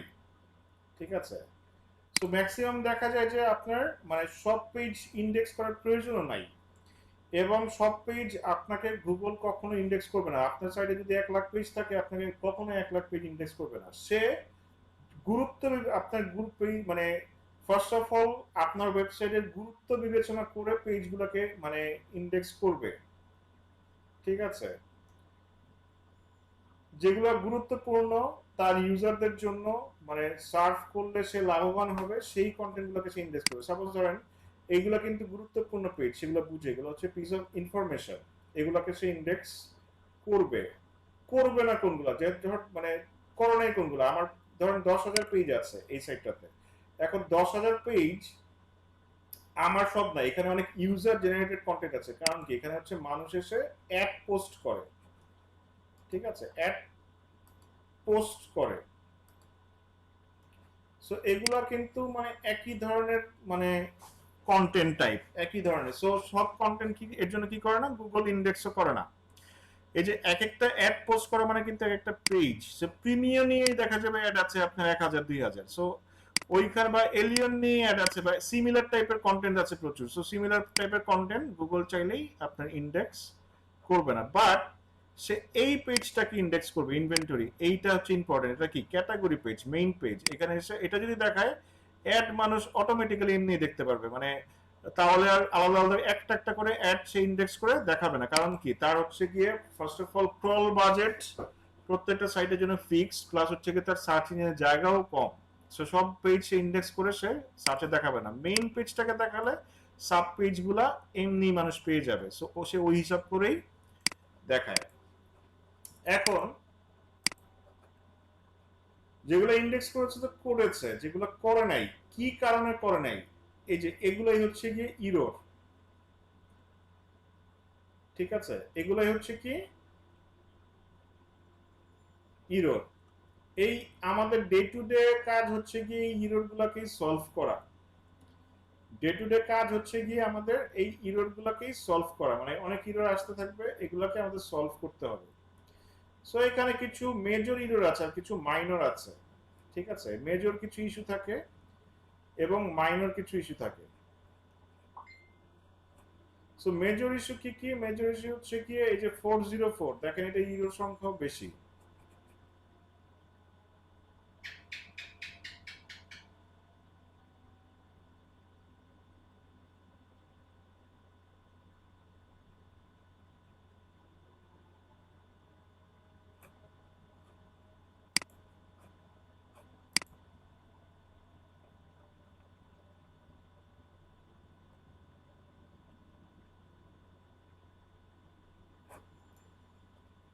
সো এই পেজগুলো কি নেয় না, ইন্ডেক্স করে না এই পেজগুলোতে? না, এই পেজগুলোকে সে ইন্ডেক্স করে নাই, এই ইরর গুলো সলভ করলে হয়তো বা করতে পারে, বাট আমার তো সব পেজের দরকার নাই। এখন আসি যে প্রত্যেকটা ইরর আসলে কি। এই যে নট ফাউন্ড 404, ঠিক আছে, এইটা আসলে কি? এইটা যে পেজটা আমার পেজে ধরেন আগে এক সময় ছিল,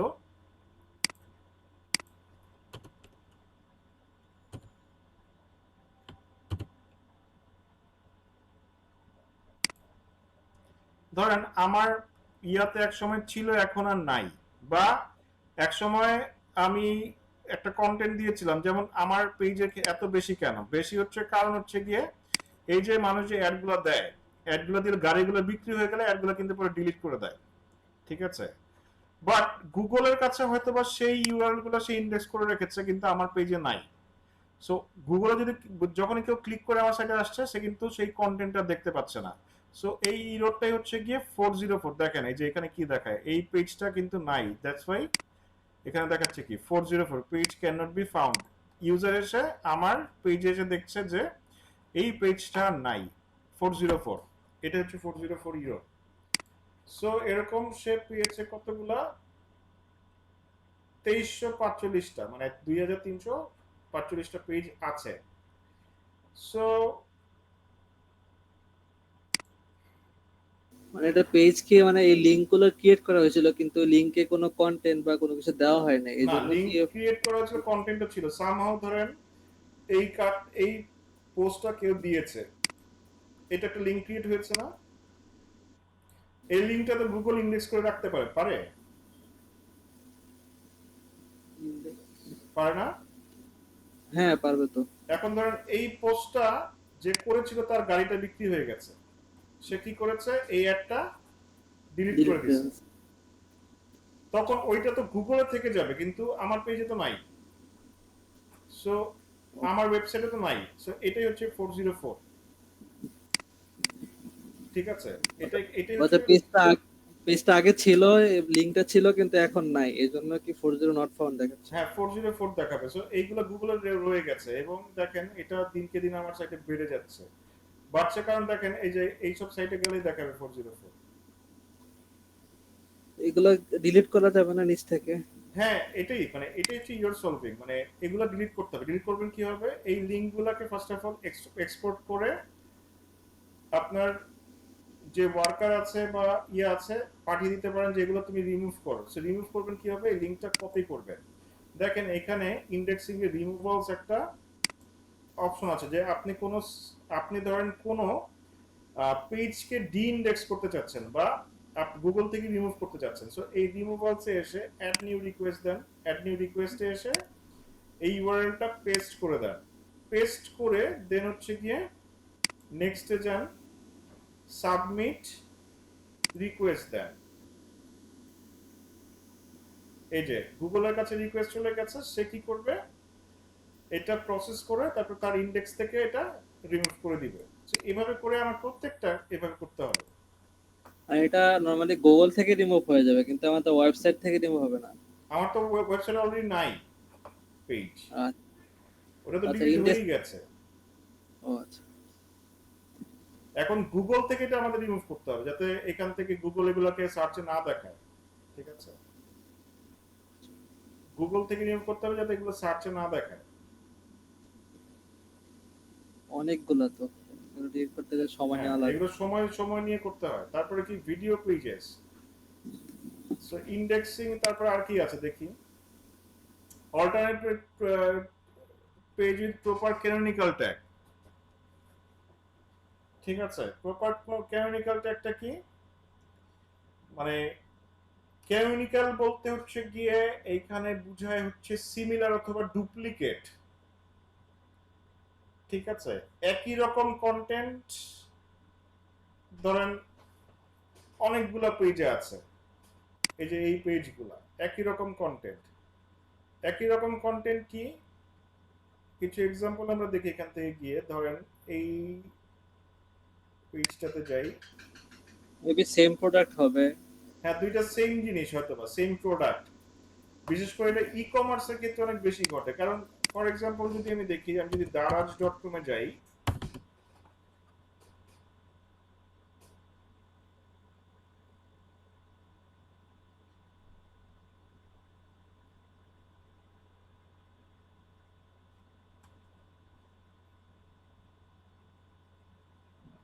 ধরেন আমি হোয়াইট টি শার্ট খুঁজবো মানে কিনবো,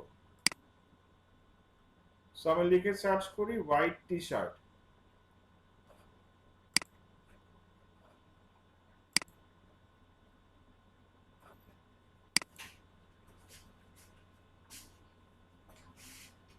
আমি লিখে সার্চ করি হোয়াইট টি শার্ট, সরি।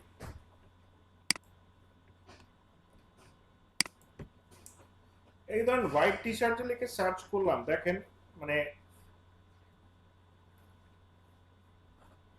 প্রচুর পরিমাণে হোয়াইট টি শার্ট সেলার মানে পোস্ট দেখতে পাচ্ছি এখানে। এখন এগুলা কিন্তু একই টাইপের জিনিস, কিন্তু ডিফারেন্ট ডিফারেন্ট সেলার সেল করছে। তো এই হোয়াইটটার টি শার্টের যে স্পেসিফিকেশন হবে এইটারও সেম হতে পারে না, এটারও সেম হতে পারে না। সো এগুলা কিন্তু গুগল কি করছে, ডুপ্লিকেট হিসেবে ডিটেক্ট করতে পারে যে এগুলো ডুপ্লিকেট কন্টেন্ট, কারণ সে তো জানে না যে এটা কোন সেলারের কার কি।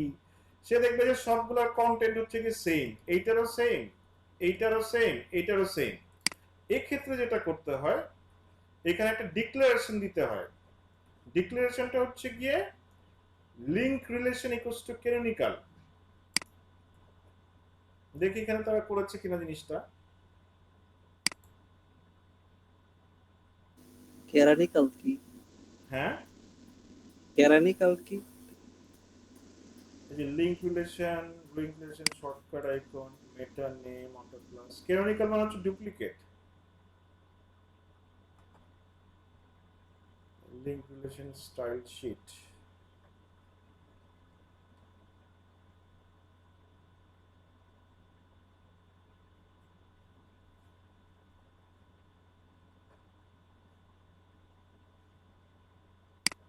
সার্চ দিতে পারে, ফাইন্ড টেক্সট দিলে তো খোঁজা যায় হয়তো। ফাইন্ড টেক্সট হ্যাঁ, but link relation equals to like, আচ্ছা এখানে নাই, ক্যানোনিক্যাল এরও ডিক্লেয়ার করে নাই।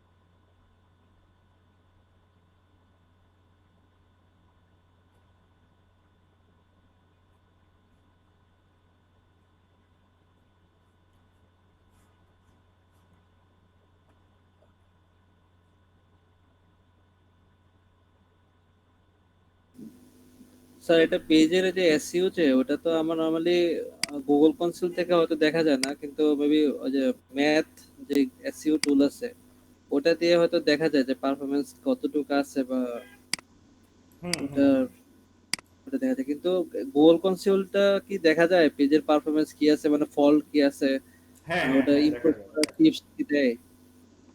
দেখা যায়। ওটা আমি দেখাচ্ছি, পেজের স্পিড ইনসাইট দেখাবে, মানে পেজের স্পিড কেমন, ফল্ট কি আছে সেগুলো দেখাবে। আচ্ছা, ক্যানোনিক্যাল হচ্ছে কি লিঙ্ক রিলেশন ক্যানোনিক্যাল, মানে এই পেজগুলোকে আমার ডুপ্লিকেট কন্টেন্ট ধরে এগুলোকে ক্যানোনিক্যাল ডিক্লেয়ার করতে বলছে। সো এগুলো যেটা করতে হয়, যেমন আমি ডেভেলপার কাছে এরকম জমলে পাঠিয়ে দেই যে এগুলো হচ্ছে কি তোমার ক্যানোনিক্যাল টেক বসায় দাও।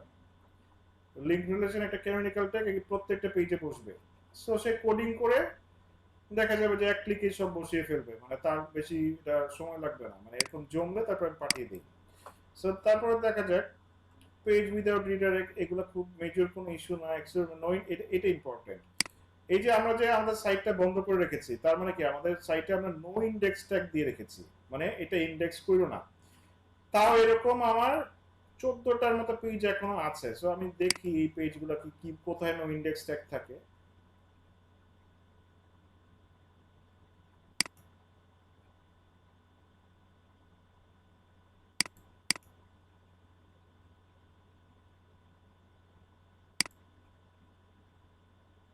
মানে যেহেতুটার ইন্ডেক্স অপশন অন আছে, মানে গুগল ইন্ডেক্স করতে পারে, হ্যাঁ, অফ আছে।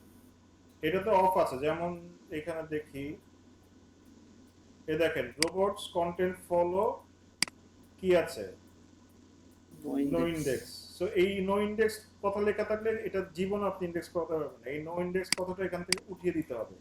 আবার আমি যেগুলো চাই না সেগুলোকে আমি আলাদা করে নো ইন্ডেক্স দিয়ে রাখতে পারি। যেমন কিছু কিছু পেজ আছে আমি চাই না, মানে যেগুলো ইন্ডেক্স করুক, ঠিক আছে। যেমন এই যে আহ, আমরা তো শুরুতেই একটা অপশনে ক্লিক করে রাখি যে এখন ইন্ডেক্স করবে না, বা হ্যাঁ, এখন এখন ইন্ডেক্স করবেন না, কিন্তু ধরেন আপনি কিছু চাচ্ছেন যে পার্টিকুলার কিছু পেজ ইন্ডেক্স এমনি না করুক, সেগুলোকে ওই যে নো ইন্ডেক্স ট্যাগ বসায় রাখতে হবে, ঠিক আছে। রিজন কি থাকতে পারে যে আমি ইন্ডেক্স চাই না বা আরো চাই না? সাপোজ ধরেন আপনার পেমেন্ট পেজ, যেখানে ও, আপনাদের কাস্টমারদের পেমেন্ট ইনফরমেশন আছে, আপনি চান না, আপনি আপনার ডাব্লিউপি অ্যাডমিনের ড্যাশবোর্ড ইন্ডেক্স করতে চান না। তারপরে ধরেন হতে পারে আপনার আপনি আপনি আপনার কাস্টমারদের যে লিস্ট, সেটা যদি আপনি সিকিউরিটি, হ্যাঁ সিকিউরিটি পারপাসে হ্যাঁ মেবি। সিকিউরিটি পারপাসে, যেগুলো আমি আমার সার্চ রেজাল্টে আমি পাবলিকলি শো করতে চাই না, যে আমার কাস্টমার লিস্ট আমি আমার কম্পিটিটরদের কেন দেখাবো, সেটা আমি ইন্ডেক্স করতে চাই না, ঠিক আছে। যেগুলো আমার পার্সোনাল, ঠিক আছে, সেগুলো আমি ইন্ডেক্স মানে সেগুলো হচ্ছে কি আমি নো ইন্ডেক্স ট্যাগ দিয়ে মানে ঢেকে রাখবো আর কি। এরপর ব্লক ডিউটি 4xx, এটা এই 4xx হচ্ছে কি সার্ভার সাইড ইস্যু, ঠিক আছে। সার্ভার থেকে যদি কোনো পেজ লোড হতে সমস্যা হয় বা ইয়া হয়, সেটা হচ্ছে 4xx ইস্যু। এখানে একটা পেজ আছে সফট 404, এখানে একটা আছে, এগুলো খুব একটা মানে ফরবিডেন হচ্ছে কি ব্লক টু এক্সেস, মানে এটা হচ্ছে সার্ভার সাইড থেকে ব্লক করা আছে। এগুলো হচ্ছে ডেভেলপারের কাজ, এগুলো হচ্ছে কি বলতে হয় যে তোমার এই পেজগুলা তুমি এগুলো ঠিক করো। তারপরে মোস্ট দুইটা ইম্পর্টেন্ট হচ্ছে ক্রল কারেন্টলি নট ইন্ডেক্স। কিছু পেজ আছে সে ক্রল করে রেখে দিছে, বাট সে পেজগুলোকে ইম্পর্টেন্সই দিচ্ছে না, ঠিক আছে। সে পেজগুলোকে ইম্পর্টেন্সই দিচ্ছে না। এগুলো হচ্ছে ক্রলড বাট নট ইন্ডেক্স। মানে ইম্পর্টেন্স মানে হচ্ছে যে এই অ্যাডস গুলা সে ক্রল করতেছে, কিন্তু সে দেখতেছে সবকিছু একই রকম, মানে একই কন্টেন্ট বা ইউজার জেনারেটেড কন্টেন্ট, অত ভ্যালু নাই, সেগুলোকে সে ইন্ডেক্স করছে না, ঠিক আছে। এখানে এগুলো সে ইন্ডেক্স করে নাই বাট ক্রল করেছে। এই যে দেখেন, তাহলে ইন্ডেক্স কি করানো যাবে আবার ম্যানুয়ালি, যে আমি ইন্ডেক্স করাতে চাই? হ্যাঁ সেটাই। যদি দেখেন না আমি আপনার ইম্পর্টেন্ট যে যে কোনো মানে ধরেন সব যদি আপনি গণ আর ইন্ডেক্স মানে রিকোয়েস্ট দেন, কখনোই নিবে না। ধরেন এখানে কতগুলো পেজ আছে, এখানে পেজ আছে প্রায় 3,500, 3,500 পেজ আপনি রিকোয়েস্ট দিলে কখনোই নিবে না। হ্যাঁ দেখেন যে আপনার একটা আর্টিকেল নেয় নেই, অথবা ধরেন আপনি একটা আপনার হোম পেজ ইন্ডেক্স করে নেই, বা ধরেন আপনার একটা মেইন ক্যাটাগরি পেজ এখানে ইন্ডেক্স করে নেই, ঠিক আছে। ধরেন এই যে অল অ্যাডস পেজটা নাই, ডিলার পেজটা করাইতে হবে। তারপরে যে ডিলার লিস্টটা আছে, প্রত্যেকটা ডিলারের পেজ মানে আপনি চান ইন্ডেক্স করাতে, মানে যেগুলো ইম্পর্টেন্ট এগুলো করে নেই, তখন হচ্ছে কি রিকোয়েস্ট দিবেন। কিন্তু গণ আরে যদি সব রিকোয়েস্ট দেন, এগুলো কখনোই গুগল নিবে না, ম্যাক্সিমাম ইন্ডেক্স করবে না। বরঞ্চ যেটা করতে পারে, এই ফিচারটাই সাসপেন্ড করে দিবে, আপনাকে আর ইন্ডেক্স রিকোয়েস্ট দিতে দিবে না, ঠিক আছে। এখন ইন্ডেক্স করাতে হলে যে উপায়টা আছে, যে ধরেন একটা ইম্পর্টেন্ট পেজ ইন্ডেক্স করলো না, কোনো 2-3 বার রিকোয়েস্ট দিয়েও সে করলো না, সেক্ষেত্রে উপায় হচ্ছে গিয়ে এই পেজগুলোকে আরো রিচ করা, মানে কন্টেন্ট দিয়ে কিওয়ার্ড দিয়ে অপটিমাইজ করে কন্টেন্ট বড় করা, ঠিক আছে। তারপর হচ্ছে গিয়ে আরো ডিজাইনটা সুন্দর করে মডিফাই করে, তারপর হচ্ছে যদি রিকোয়েস্ট দেন, তাহলে সে আবার কি নেক্সট টাইম বিবেচনা করতে পারে। রিপলিশ করে আবার রিঅ্যাপ্লাই করার। হ্যাঁ, রিপলিশ করে মানে রিফরম্যাট করে তারপর হচ্ছে অ্যাপ্লাই করতে হয়, ঠিক আছে। আচ্ছা, এরপরে আছে হচ্ছে ভিডিও পেজেস। আচ্ছা না, আরো আরেকটা আছে, আরেকটা হচ্ছে গিয়ে আপনার ডিসকভার্ড কারেন্টলি নট ইন্ডেক্স। এটা হচ্ছে আরো অপমানজনক। অপমানজনক হচ্ছে কি মানে এগুলো সে ডিসকভার করেছে, দেখেছে আপনার সাইটে আছে, বাট সে ক্রলও করে নেই, মানে পড়ে দেখে নেই, দেখার প্রয়োজনও মনে করে নেই। মানে একদম ইম্পর্টেন্স দিচ্ছেই না, একদম লেস ইম্পর্টেন্ট পেজ এগুলো আপনার সাইটে।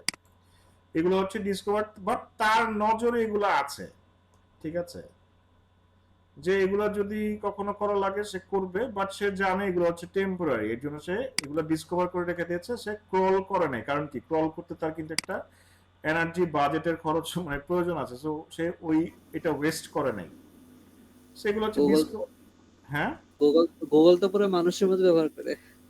পুরাই মানুষের মধ্যে ব্যবহার করে, কারণ তার একটা মানে সে এটাকে আমরা জানি যে 2030 সালের মধ্যে আমরা সিঙ্গুলারিটির দিকে এগিয়ে যাচ্ছি, যেখানে এআই মানুষের থেকে বুদ্ধিমান হয়ে যাবে, ঠিক আছে, এটাকে বলা হচ্ছে সিঙ্গুলারিটি।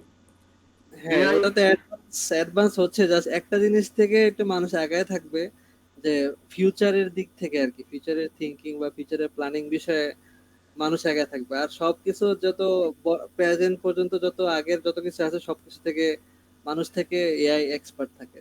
হ্যাঁ, মানে খালি চিন্তা ভাবনা ক্রিয়েটিভিটির দিক থেকে হয়তো এআই ওইভাবে চিন্তা করতে পারবে না, মানে ক্রিটিক্যাল থিঙ্কিং যেটা, এছাড়া ইনফ্যাক্ট আমি সেদিন একটা মানে ভয়াবহ আর্টিকেল পড়লাম যে মানে মানে ল্যাবেও এখন ব্রেন সেল গ্রো করতেছে, ব্রেন সেল নাকি আবার মেশিনের সাথে কানেক্ট করতেছে, এবং কানেক্ট করে তারা সফল হয়েছে। হ্যাঁ, চিপ কানেক্ট করে একটা। হ্যাঁ, চিপ কানেক্ট করে সফল হয়েছে। সো ওই যদি এখন ধরেন হিউম্যান ব্রেইন মেশিনে বসায় দেয়, এভাবে প্রোগ্রামিং করে, সো এটা তো তখন চিন্তাও করতে পারবে,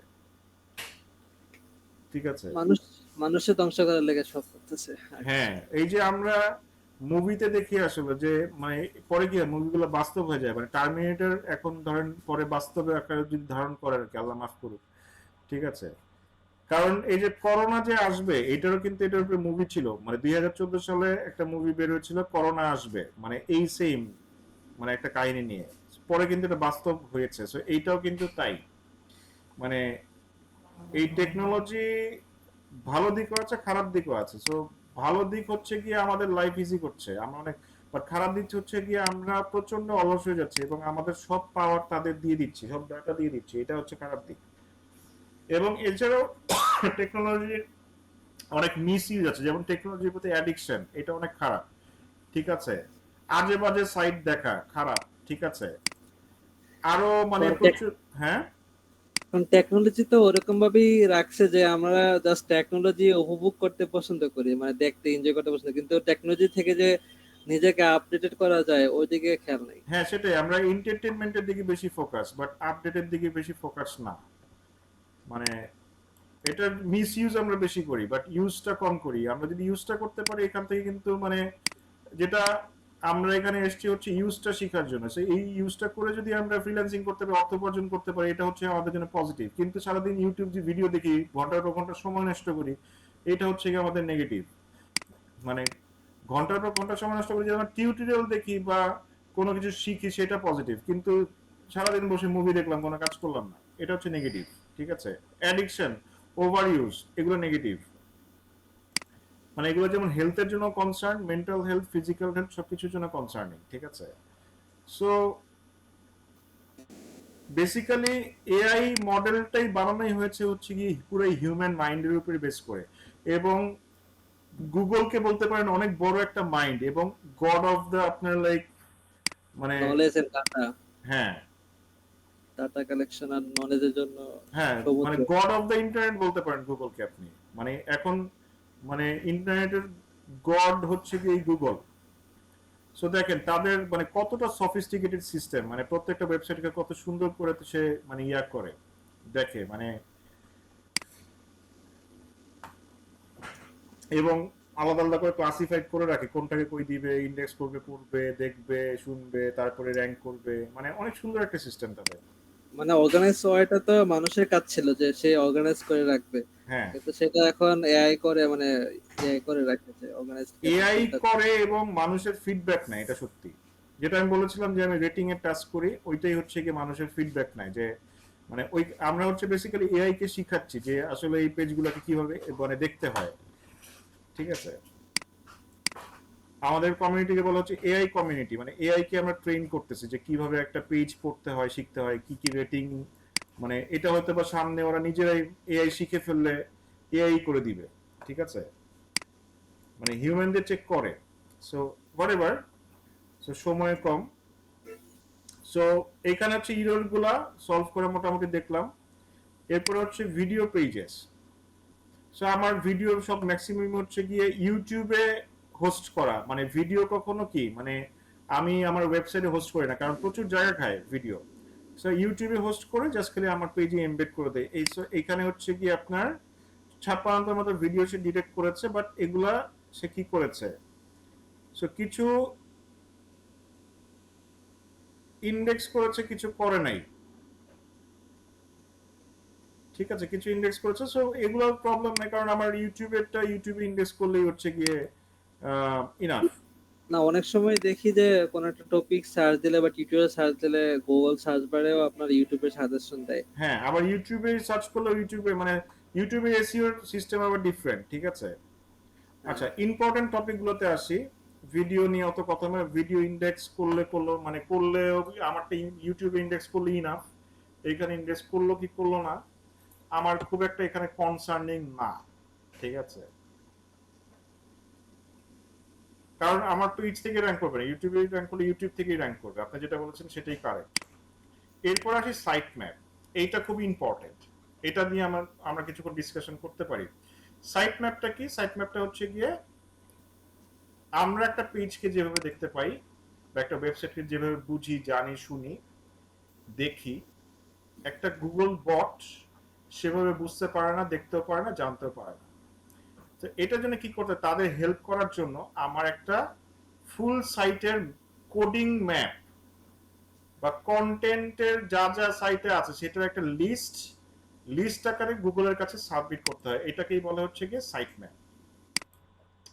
এইটাকে বলা হয় আবার এক্সএমএল সাইট ম্যাপ। এক্সএমএল ফরম্যাটে এটাকে ক্রিয়েট করতে হয়।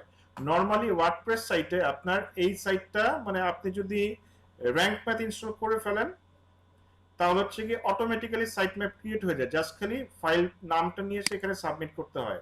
সো কিভাবে ক্রিয়েট করবে একটু দেখি।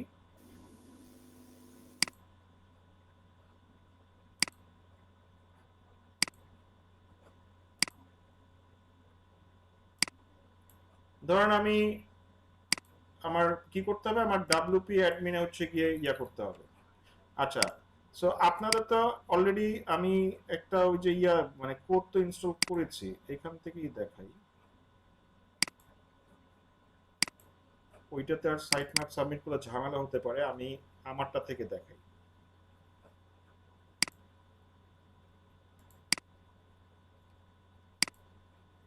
মানে এটাকে ওয়েবসাইটে ইউআরএল দেওয়া লাগবে নাকি পেজের ইউআরএল না, দেওয়া লাগবে? সাইট ম্যাপ মানে এটা কি দেওয়া লাগবে সেটা আমি দেখাচ্ছি এখনই আপনাকে। যেমন এই যে এইটার সাইট ম্যাপ যদি আমি চাই ক্রিয়েট করতে,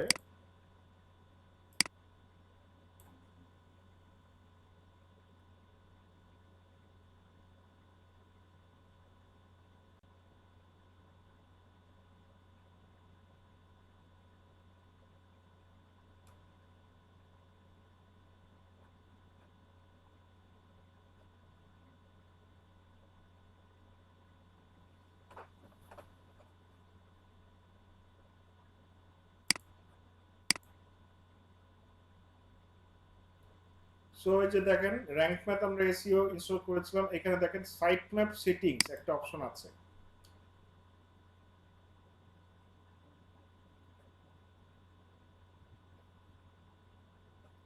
সো এখানে দেখেন সাইট ম্যাপ অলরেডি ক্রিয়েট করাই আছে আমাদের। ঠিক আছে, your site map index can be found here. So site map এখানে লিংক পার সাইট ম্যাপ 200 দেওয়া আছে, সেটাকে আমরা 20,000 করে দিব।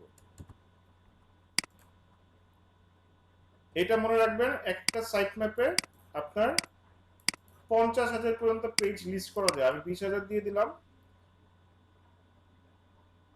এরপর হচ্ছে কি কি সে ইন্ডেক্স করবে, আছে ফিচার্ড ইমেজ অবশ্যই ইন্ডেক্স করবে। যদি আপনি পোস্ট এক্সক্লুড করতে চান, টার্ম সেকশন করতে চান, এগুলো দিতে পারেন, বাট এগুলো অন করে দিবেন যে সব ইমেজ টিমেজ এগুলো সব যা আছে সবকিছু ইন্ডেক্স করবে। এরপরে দিবেন হচ্ছে সেভ চেঞ্জেস।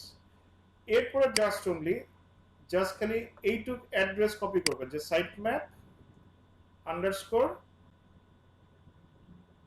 index.xml, এই জাস্ট খালি এই লেখাটুকু কপি করবেন। এরপর কোথায় যাবেন হচ্ছে গিয়ে আপনার সার্চ কনসোলে।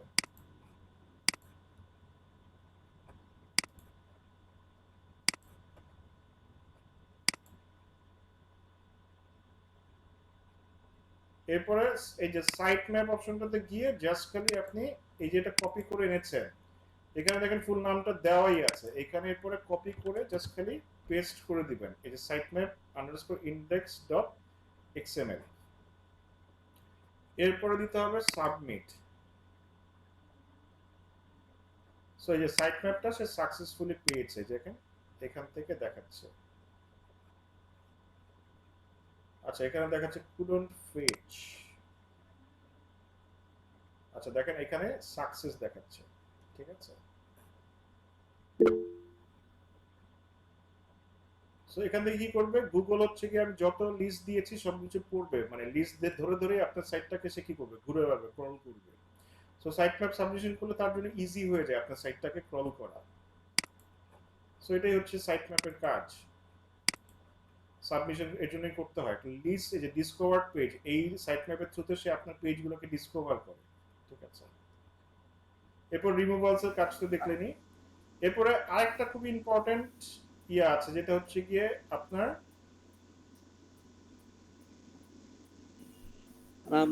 আমরা কি ওয়েবসাইট ফুল সেটআপ করে বা কমপ্লিট করে যখন আমরা ইনডেক্সে যখন রেডি হব তখন সাইট কোড তৈরি করব? হ্যাঁ তখনই দিয়ে দিবেন, বা আগেও দিয়ে রাখতে পারেন, কোনো সমস্যা নেই।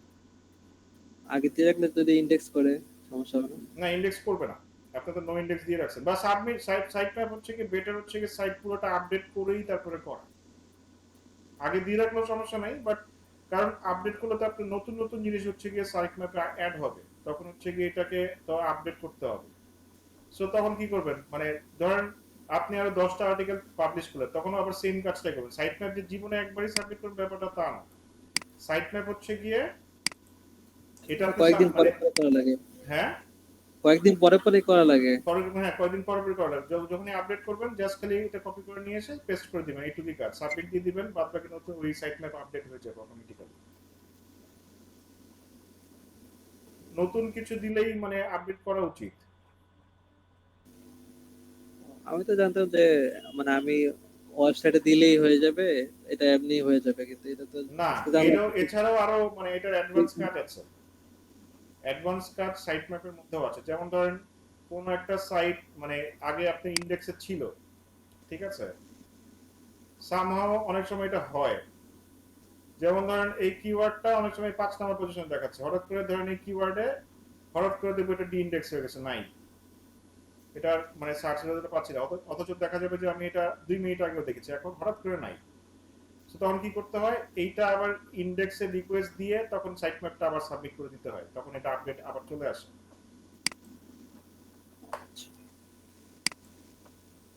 বুঝতে পেরেছেন? ম্যানুয়াল, হ্যাঁ ম্যানুয়াল কাজও থাকে তাহলে। হুম, ম্যানুয়ালি করা লাগে কিছু কাজ। হ্যাঁ ম্যানুয়ালি করা লাগে। মানে এগুলোই তো মানে এসইও এক্সপার্টের কাজ, বসে বসে দেখতে হয় যে হঠাৎ করে একটা কিওয়ার্ড ছিল, আমার ওখানে ট্রাফিক আসতো, হঠাৎ করে ওইটা গায়েব হয়ে গেছে, নাই কেন, নাই 1 নাম্বার থেকে হঠাৎ করে নাই। আমার মানে কত কিওয়ার্ড 1 নাম্বার থেকে চলে যায়, আবার এই যেভাবে নিয়ে আসি, জাস্ট খালি কি করতে হয়, এটা রিইন্ডেক্সের জন্য রিকোয়েস্ট দিয়ে সাইট ম্যাপটাকে আপডেট করে দিলেই হচ্ছে গিয়ে আবার এটা সার্চ রেজাল্টে চলে আসে। আচ্ছা। গুগলের তো একটা সিস্টেম, ওদের সিস্টেমে ফল্ট থাকতেই পারে, হঠাৎ করে নাই হয়ে যেতেই পারে, হয়তো বা কোনো টেকনিক্যাল ফল্টের জন্য চলে গেছে, আপনি আবার রিকোয়েস্ট দিলে ওটা আবার জায়গা মতো দিয়ে দেয়, হোয়াটএভার। সো এর সবথেকে আরেকটা ইম্পর্টেন্ট জিনিস পেজ এক্সপিরিয়েন্স, মানে যেটা হচ্ছে কি তার ইউজারদের পেজ এক্সপিরিয়েন্স, ঠিক আছে। সো এখানে দুই ভাবে দেখা, একটা হচ্ছে কোর ওয়েব ভাইটালস আর এইচটিটিপিএস। কোর ওয়েব ভাইটালসটা কি, এটাতে আমি যদি ক্লিক করি 437টা পেজ হচ্ছে ইমপ্রুভমেন্টের দরকার আছে, এটা দেখাচ্ছে। যেমন কিছু ইস্যু আছে, যেমন আইএনপি, সিএলএস, এলসিপি, এগুলা কিছু তাদের ক্যাটাগরি আছে যেগুলো হচ্ছে মিলি সেকেন্ডে হিসাব হয়, ঠিক আছে, মিলি সেকেন্ডে হিসাব হয়। বাট আমার সাইটে পোর নাই, পোর একটাও নাই, বাট নিড ইমপ্রুভমেন্ট আছে। এই কোর ওয়েব ভাইটাল বা এই যে কোর ওয়েব ভাইটালস, এই জিনিসটা হচ্ছে কি আপনার ডায়াবেটিসের মতো অনেকটা, ঠিক আছে, ডায়াবেটিস রোগের মতো। যেমন এইটা যদি একবার হয়ে যায় এটা থাকবেই, এটাকে কি রাখতে হয়, কন্ট্রোলে রাখতে হয়, যতটা ভালো আপনি রাখতে পারেন। এটাকে কখনো মানে এই প্রবলেমটাকে কখনো আমি নীল করতে পারিনি বা এটা দেখিও নাই কাউকে করতে। এটা এই প্রবলেম থাকবেই, ছোট বড় মাঝারি, মানে কিছু প্রবলেম তো থাকবেই। মানে আপনি কখনো এটা 100% একদম কোনো সমস্যা নাই, সব ঝকঝকে তকতকে এরকম করতে পারবেন না। এটাকে কন্ট্রোলে রাখতে হবে, মানে এটাকে অপটিমাইজ রাখতে হবে। সো এখানে দেখি যে কি কি বলছে।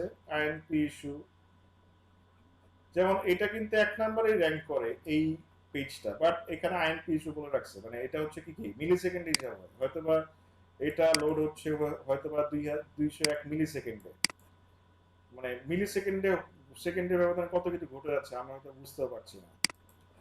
ঠিক আছে, সিএলএস মানে হচ্ছে সিএলএস ইস্যু, তারপর হচ্ছে এলসিপি মানে লার্জেস্ট কন্টেন্ট পেইন, আইএনপি এটার ফুল ফর্মটা হচ্ছে দেখতে হবে। ঠিক আছে, এটা হচ্ছে কিউমুলেটিভ মানে কন্টেন্ট শিফট বা সামথিং, এটা দেখতে হবে। যাই হোক, সো এইটা দেখার জন্য আরেকটা টুল আছে যেটা হচ্ছে গুগল পেজ স্পিড ইনসাইট।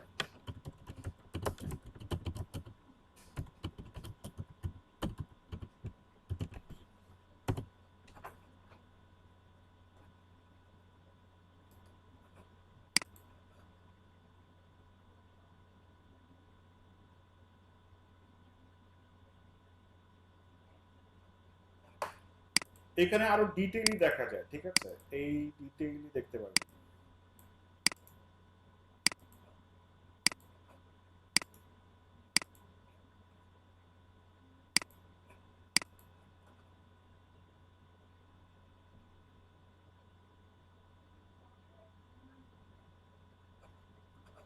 যেমন এখানে কি বলছে, লার্জেস্ট কন্টেন্টফুল পেইন্ট, এই সবগুলোকে কি রাখতে হবে, গ্রিনের মধ্যে রাখতে হবে।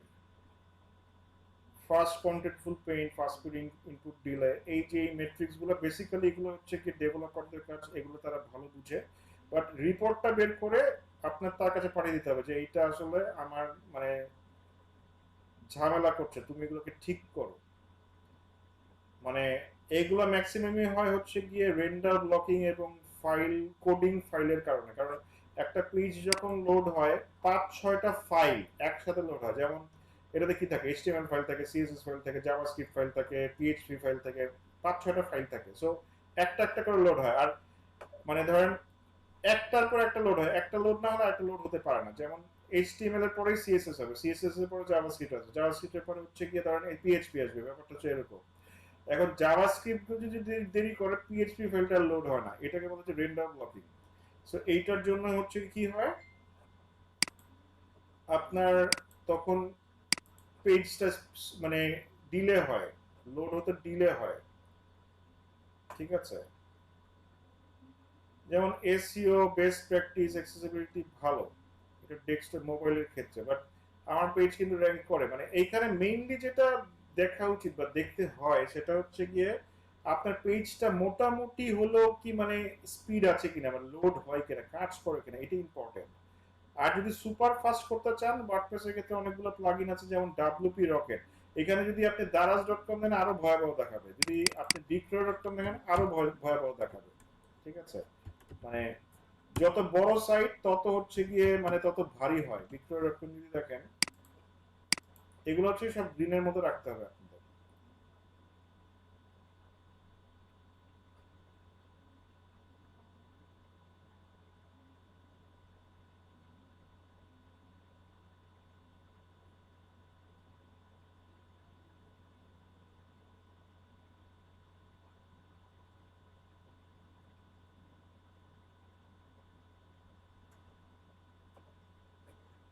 এটাও ফেল, ওদের অবস্থা আরো খারাপ, সব রেডে আছে, একটা খালি গ্রিনে যে ফার্স্ট ইনপুট দিলে। দেখেন এটাও অবস্থাও ভয়াবহ। ঠিক আছে,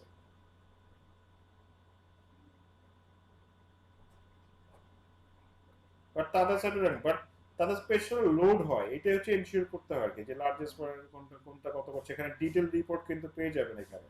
ঠিক আছে, এখানে ডিটেল রিপোর্টটা আপনারা পেয়ে যাচ্ছেন।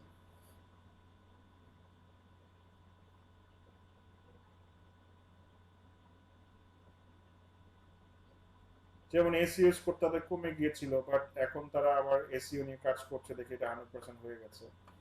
সো যত বড় সাইট দেখবেন তত দেখবেন ভয়াবহ। বাট মোট কথা হচ্ছে গিয়ে সাইটটাকে ইউজেবল রাখতে হবে, মানে সাইডে স্পিড ভালো থাকতে হবে। এটার জন্য একটা প্লাগইন ইউজ করতে পারেন, সেটা হচ্ছে ডাব্লিউপি রকেট। মানে এটা হচ্ছে কি ওয়ান ক্লিকে সুপার ফাস্ট হয়ে যায়, মানে সুপার ফাস্ট। যদি সাইট চান, এই যে ডাব্লিউপি রকেট এই প্লাগইনটা ইউজ করতে পারেন। এটা যদিও আপনার লাইক পেইড, বাট অনেক ফেভারিট একটা প্লাগইন আমার। মানে যদি সাইট যদি ক্লিকের সাথে সাথে চলে নিয়ে আসতে চান, তাহলে হচ্ছে কি ডাব্লিউপি রকেট। ঠিক আছে। স্যার যে ক্যাচ রিমুভার যে থাকে কিছু, ওগুলা কি ইউজ করলে কিছু হয় হ্যাঁ নাকি হয়, ক্যাশ ইমপ্রুভ? রিমুভার থাকে, বাট তখন কি করতে হয়, ডাব্লিউপি রকেট যেটা আপনার একবারে করে দেয়, তিন চারটা প্লাগইন আলাদা আলাদা। মানে ডাব্লিউপি রকেটের মানে ডাব্লিউপি রকেটের যদি ফুল কাজ মানে আপনি ফ্রি দিয়ে করতে চান, আপনার অনেকগুলো প্লাগইন কনফিগার করতে হবে, প্লাস হচ্ছে অনেকগুলো প্লাগইন আপনার ইনস্টল করতে হবে। সেক্ষেত্রে যেটা সাইট ভারী হয়ে যায়, অটোমেটিক্যালি স্লো হয়ে যায়, মানে ক্যাশ রিমুভার বা একটার সাথে একটা কনফ্লিক্ট করে। সো বেটার সেটা হচ্ছে গিয়ে, হ্যাঁ, সবগুলোর কাজ ওয়েব রকেটই করে দেয়। ডাব্লিউপি রকেট, হ্যাঁ, ডাব্লিউপি রকেট দিয়ে যদি একবারে করেন, যদি এটা পেইড, কিন্তু মানে লাইটনিং ফাস্ট করে ফেলে। একটা ক্লিক করলে দেখবেন যে সাইট মানে কোন রকম লোডিং ছাড়া চলে আসছে, মানে লাইটনিং ফাস্ট যেটাকে বলে। সো এইটা অনেক বড় একটা র্যাঙ্কিং সিগন্যাল, মানে ডাব্লিউপি রকেট ইনস্টল করে, মানে ইয়া পেজ স্পিড ভালো থাকলে গুগল র্যাঙ্ক করে খুব। যদি ওরা বলে না, যদি ওরা বলে যে এটা medium yeah, but page speed ভালো থাকলে র্যাঙ্ক করে বা করবে, এটা স্বাভাবিক। মানে ভালো কন্টেন্ট প্লাস পেজ স্পিড এই দুইটা দিলে গুগল খুশি হয়ে যায়।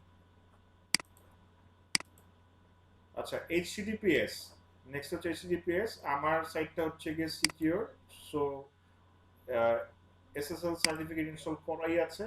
সো এইটা আসলে মানে সিকিউর আছে, মানে এখানে কোনো সিকিউরিটি মানে কোনো ইস্যুস নাই সিকিউরিটি জনিত। সো এখানে বলছে গুড জব। সো এইটা আমার 100% রাখতে হবে, ঠিক আছে। কোনো ভাইরাস আছে কিনা বা ভাইরাস অ্যাটাক আছে কিনা এটা এখানে দেখাবে। হ্যাঁ, এটাও দেখা যাবে। যেমন এই যে আচ্ছা, এনহ্যান্সমেন্ট এই জিনিসগুলো খুব একটা ইম্পর্টেন্ট না। প্রোফাইল পেজ যদি থাকে, যেমন আমার প্রোফাইল পেজ কিছু আছে, আমার এখানে কিছু ডিলারদের প্রোফাইল পেজ আছে, সেগুলো ইন্ডেক্সিং আছে এখানে। এই যে আমার সব কার ডিলারদের জাপান দোকানদার, মানে বা কারের দোকানের যে ডিলাররা আছে, সেসব ডিলারদের প্রোফাইল পেজ আছে, সেগুলো ইন্ডেক্স আছে এখানে, ঠিক আছে। ব্রেড ক্যাম্পস হচ্ছে গিয়ে আমার ব্রেড ক্যাম্পস নিয়ে কোনো সমস্যা নাই, সেটাও ইন্ডেক্স আছে, ঠিক আছে, কোনো ইস্যু নাই। ব্রেড ক্যাম্পস কি বলেন তো? ব্রেড ক্যাম্পস হচ্ছে কি এই জিনিসটা,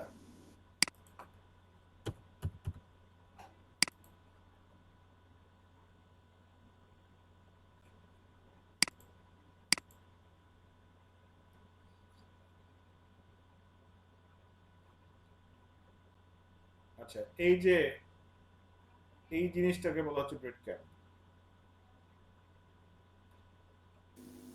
সাইট ফ্লো মানে সাইট কোনটার পরে কোনটা। হ্যাঁ, সিরিয়ালটা, এটাকে বলা হচ্ছে ব্রেড ক্যাম্প। সো এখানে যদি ব্রেড ক্যাম্প জনিত কোনো ইস্যু থাকে, ব্রোকেন থাকে, বা রাস্তা, এটা তো বেসিক্যালি লিংকের প্যাথ, এইটা যদি ব্রোকেন থাকে, তাহলে হচ্ছে এখানে ইস্যু দেখাবে, ঠিক আছে। মানে কোনো ইস্যু যদি থাকে, যে উল্টাপাল্টা ইস্যু। তারপর প্রোফাইল পেজ দেখলাম, সাইট লিংক সার্চ বক্স, মানে আমার সার্চ বক্সে কোনো প্রবলেম আছে কিনা, যে সেইটা এখানে দেখা সার্চ বক্স কোনটা, এই যে সার্চ, ঠিক আছে। সো এই সার্চ বক্সে কোনো প্রবলেম আছে কিনা, আমার প্রবলেম নাই। এরপরে যেটা বললাম যে সিকিউরিটি এবং ম্যানুয়াল অ্যাকশন, যেখানে পেনাল্টি দিলে কোথায় আসবে, যে সিকিউরিটি ম্যানুয়াল অ্যাকশন। এই যে ম্যানুয়াল অ্যাকশন যদি নিয়ে থাকে, কেন নিয়েছে, কেন আপনার সাইটকে পেনাল্টি দিয়েছে, কেন হচ্ছে গিয়ে কোন ইস্যুতে বা কি টাইপের পেনাল্টি দিয়েছে, এখানে ডিক্লেয়ার করবে যে ম্যানুয়াল অ্যাকশন। সো এটা না থাকাই ভালো, মানে না থাকলে, আমার এখানে নাই আলহামদুলিল্লাহ, কিন্তু এটা থাকলে হচ্ছে কি ওই যে মানে থাকলেই তো বুঝেন, মানে পেনাল্টি খেয়ে গিয়েছেন, মানে কি কারণে পেনাল্টি খেয়েছেন এখানে হচ্ছে আসবে, ঠিক আছে। এখানে বলবে যে এই কারণে তোমাকে এই পেনাল্টি দেওয়া হয়েছে, মানে এই অ্যাকশন নেওয়া হয়েছে। কপি কন্টেন্ট, স্প্যামিং, উল্টাপাল্টা ব্যাকলিংক, এই যে এখানে সুন্দর করে একটা নোটিশ পাবেন, সাইট ডাউন। এরপর হচ্ছে সিকিউরিটি ইস্যু। যদি ভাইরাস এবং ম্যালওয়্যার দ্বারা অ্যাটাক হয় তাহলে হচ্ছে কি এখানে বলবে যে আপনার সাইট ম্যালওয়্যার দ্বারা অ্যাটাক হয়েছে বা সিকিউরিটি ইস্যুস হচ্ছে বা সাইট হ্যাক হয়ে গেছে, তাহলে হচ্ছে গিয়ে এইখানে দেখাবে। সো নো ইস্যুস, এটা না থাকাই ভালো। ঠিক আছে। আচ্ছা, ওয়েব টুলস এর তেমন একটা কোনো কাজ নাই। এরপর লাস্ট অফ অল হচ্ছে links, external link, internal links, মানে মানে ব্যাক লিঙ্ক কতগুলো আছে, তারপর হচ্ছে গিয়ে আপনার এক্সটার্নাল লিঙ্ক কোন কোন পেজে আপনি ব্যাক লিঙ্ক পেয়েছেন। ঠিক আছে, top linking sites. Internal linking মানে কি? ইন্টারনাল লিঙ্ক মানে হচ্ছে এক পেজের সাথে আরেক পেজের লিঙ্ক, কোন পেজে কতগুলো আছে এখান থেকে দেখাচ্ছে।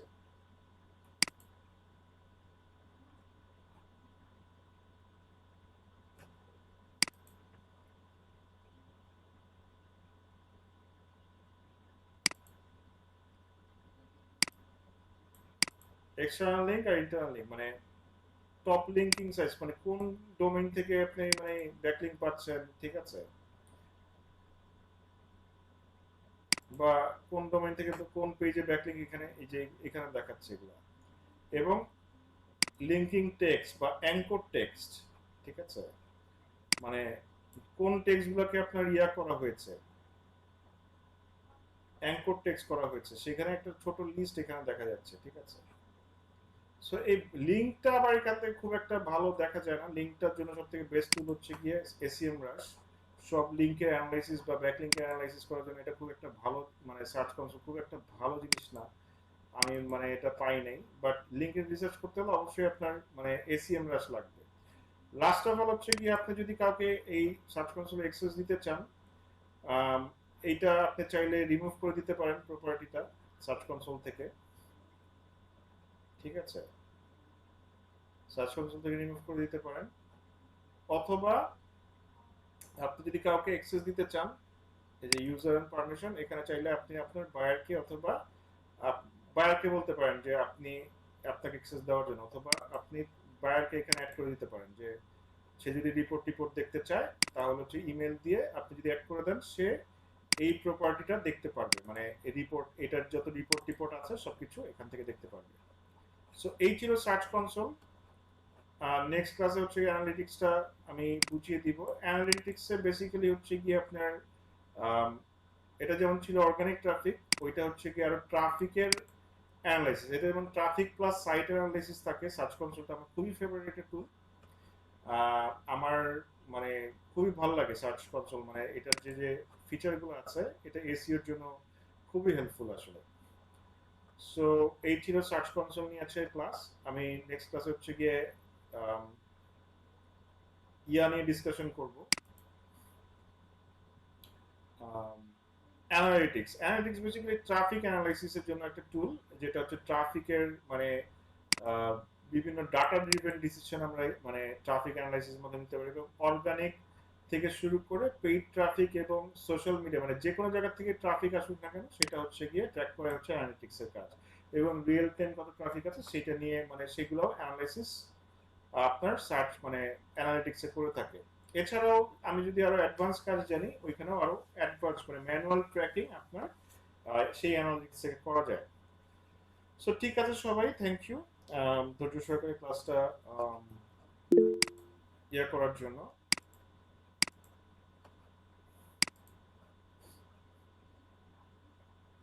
আচ্ছা, এখন আমি অ্যাটেন্ডেন্স নিয়ে ক্লাসটা শেষ করে দিচ্ছি। আচ্ছা, সবার অ্যাসাইনমেন্টের কি অবস্থা? আচ্ছা, মহিউদ্দিন ভাই হাত তুলেছেন, কিছু বলবেন? স্যার আসসালামু আলাইকুম। একটু জোরে বলেন ভাই। স্যার আসসালামু আলাইকুম। জি, ওয়ালাইকুম আসসালাম। স্যার আমাদের আর অ্যাজ পার ক্লাস আর কয়টা আছে আনুমানিক? কয়টা মানে কয়টা পর্যন্ত ক্লাস চলতে পারে? কবে পর্যন্ত? জি মানে এসইও আর কয়টা ক্লাস আছে আমাদের? এসইও জি স্যার। এসইও হয়তো বা হবে আর হাইয়েস্ট দুইটা। আচ্ছা আচ্ছা। এরপর তো স্যার আমরা মানে ফাইবার আর পরকে ঢুকে যাবো না? হ্যাঁ, কিন্তু ফায়ার বলছে তো আরো কিছু টপিক বাকি আছে। আচ্ছা আচ্ছা। জি। ভাইয়া ওই রেজাল্ট সিআর হচ্ছে ক্লাসগুলো দিয়ে দেন, ওই বাকি টপিকগুলো মানে সিআর এর পরে কভার করলে ভালো হয় না? কারণ আমরা তো যেগুলো শিখছি মানে এই মার্কেট প্লেস গুলো না শিখার কারণে তো কাজ করতে পারছি না। আচ্ছা, হ্যাঁ, ট্রু। আচ্ছা, না, তাহলে আমি দিয়ে আপনার দিব। হ্যাঁ, সুবিধা ভাইয়া, আপনার সুবিধা না, মতো। তাহলে আমি দিয়ে দিই, আপনার চাইলে দিয়ে দিব। মানে এখন আমাকে যেটা বলা হচ্ছে, মানে অফিসিয়ালি আমি আমি কিছু মানে অফিসিয়াল কথা আপনাদের সাথে শেয়ার করি অ্যাজ এ মেন্টর। মানে আপনারা যেহেতু আমার স্টুডেন্ট, আমার ক্লোজ, সো শেয়ার করি আর কি। সো আপনাদের তো অনেকগুলা মানে ক্লাস আগেও হয়েছিল, এখনো হয়েছে আর কি। সো আমার উপর একটা প্রেশার আছে যে মানে কোর্সটা এন্ড করার জন্য। সো এটা সমস্যা নাই, মানে যা যা এন্ড করানোর আমি করাই দিব। যেটা হচ্ছে গিয়ে ধরেন যা যা বাকি আছে সবই হবে, কোনো সমস্যা নেই। মানে এই কোর্সটা হচ্ছে গিয়ে এসইওর যা যা আছে আর কি, এসইও শেষ করে দিব, প্লাস যা যা টপিক বাকি আছে ওগুলোও আমি শেষ করে দিব। কিন্তু হচ্ছে গিয়ে অফিসিয়াল ক্লাস হবে 3টা, আর মানে যেটা হচ্ছে গিয়ে আপনার অ্যাটেন্ডেন্সটা পাবেন। আর যদি মানে আর বাকিগুলো হচ্ছে 2টা ক্লাসের মতো হবে, যেগুলো হচ্ছে গিয়ে আমি ধরেন আপনাদের সাপোর্ট ক্লাস হিসেবে দিয়ে দেবো, সেটা অ্যাটেন্ডেন্সটা পাবেন আর কি, সাপোর্ট ক্লাস হিসেবে হবে আর কি। সো মানে আপনাদের ক্লাস হবে এবং প্রত্যেকটা টপিকে আমি কভার করে দিব আর কি। আর বাদ বাকি যে আপনাদের ফাইবার আপওয়ার্কের ক্লাসটা হবে, সেটা হচ্ছে গিয়ে আপনারা ইয়া পাবেন, মানে ওইটারও অ্যাটেন্ডেন্স পাবেন আর কি। সো তাহলে আমি এসইওটা শেষ করে 2টা ক্লাস পরে হচ্ছে গিয়ে আমি আপনাদের মার্কেট প্লেসের ক্লাসটা দিয়ে দিচ্ছি আর কি, ঠিক আছে? জি ভাইয়া, ভালো হবে তাহলে। আচ্ছা, আমি তাহলে এসইওটা শেষ করে দিয়ে দিচ্ছি। সো আমি অ্যাটেন্ডেন্সটা নিয়ে নেই। আর ইয়া, আপনাদের অ্যাসাইনমেন্টের কি অবস্থা?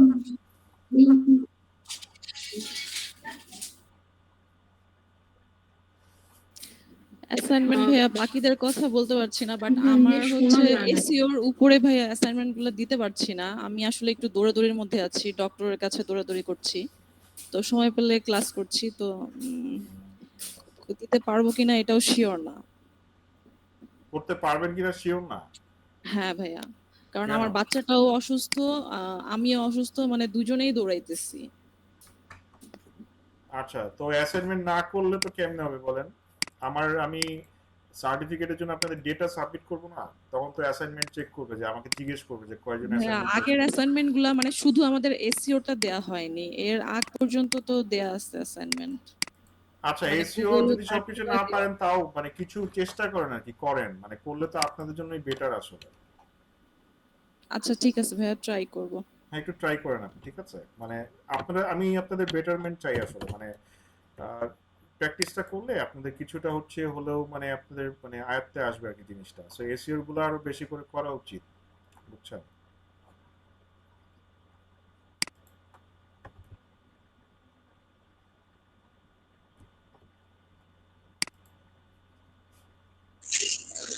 ভাইয়া আমাকে একটু বেরোতে হবে, আমার পার্সেন্টেজ একটু দিয়ে দিন, আমি ফারজানা খান। আচ্ছা, ডক্টর ফারজানা। জি জি জি। আচ্ছা, ঠিক আছে, ওকে আপু, হ্যাঁ, দিয়ে দিন।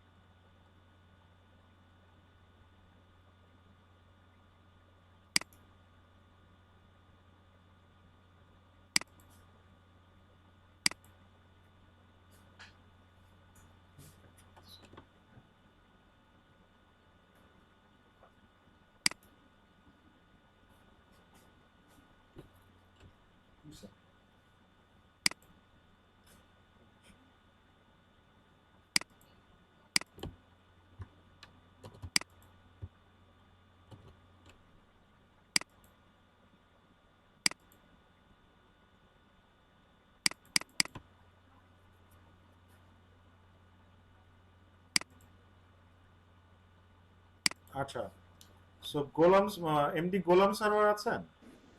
জি ভাই আছি। Mohiuddin Alam, present sir. Biswajit Bose, doctor Farzana ছিলেন, মোহাম্মদ গোলাম মোর্শেদ, এ কে এম ফজলুল করিম তো আছেন দেখেছি। মারিয়া আছেন? মারিয়া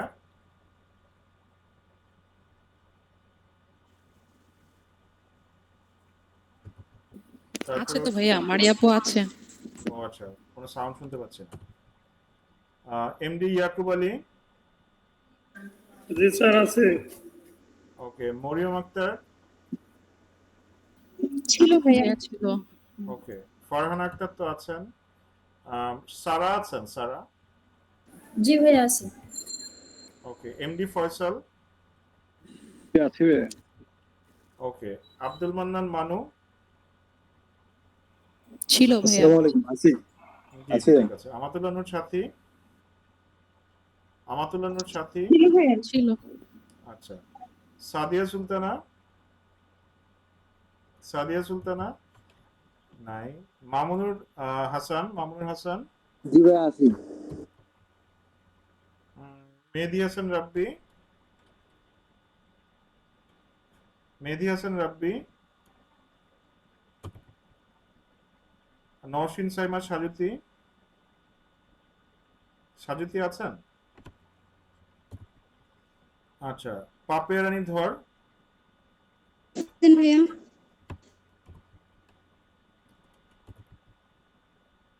মুনতাহিনা হাসনাত, আছি ভাইয়া। তারপর হচ্ছে জসিম মাতুব্বর তো আছেন। তারপর হচ্ছে জি ভাই আছি। জান্নাতুল ফেরদৌস, আছে ভাইয়া। আচ্ছা। তারপর খালেজা আমির হোসেন, ছিল ভাইয়া। আচ্ছা। মোহাম্মদ জিয়াউল করিম, তারপরে রবিউল ইসলাম, আচ্ছা। So, ঠিক আছে সবাই, থ্যাংক ইউ। আবার নেক্সট ক্লাসে কথা হবে ইনশাআল্লাহ। জি ভাইয়া, আসসালামু আলাইকুম। ভাই আল্লাহ হাফেজ। ওয়ালাইকুম আসসালাম।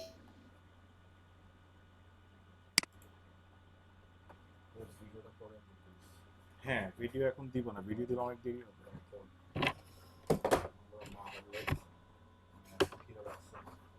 খাস নাই তো দুপুরে খাইছি যে বাসা থেকে বলছে 12টার সময় তখন খাইছি। আমি কটা বাজে? 9টা বাজে।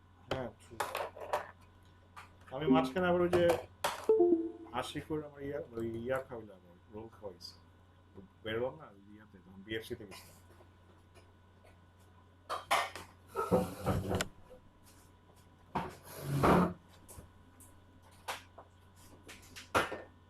আমিও তো মাঝে মধ্যে কি করি জানিস, যেদিন ধর ভাত থাকে না বাসায়, আমি তো একবারে রাতে 10টার সময় ভাত খাই, সারাদিন ধর নাস্তা খাই, খাই মাছ খাওয়া যাচ্ছে। তারপরে যে ফুটবল বসে আমার একটু আগে দিচ্ছি পানি একটু খাওয়া দিচ্ছি। তো বাইরে ব্যাগ নিয়ে আসো না? ব্যাগ দিচ্ছে।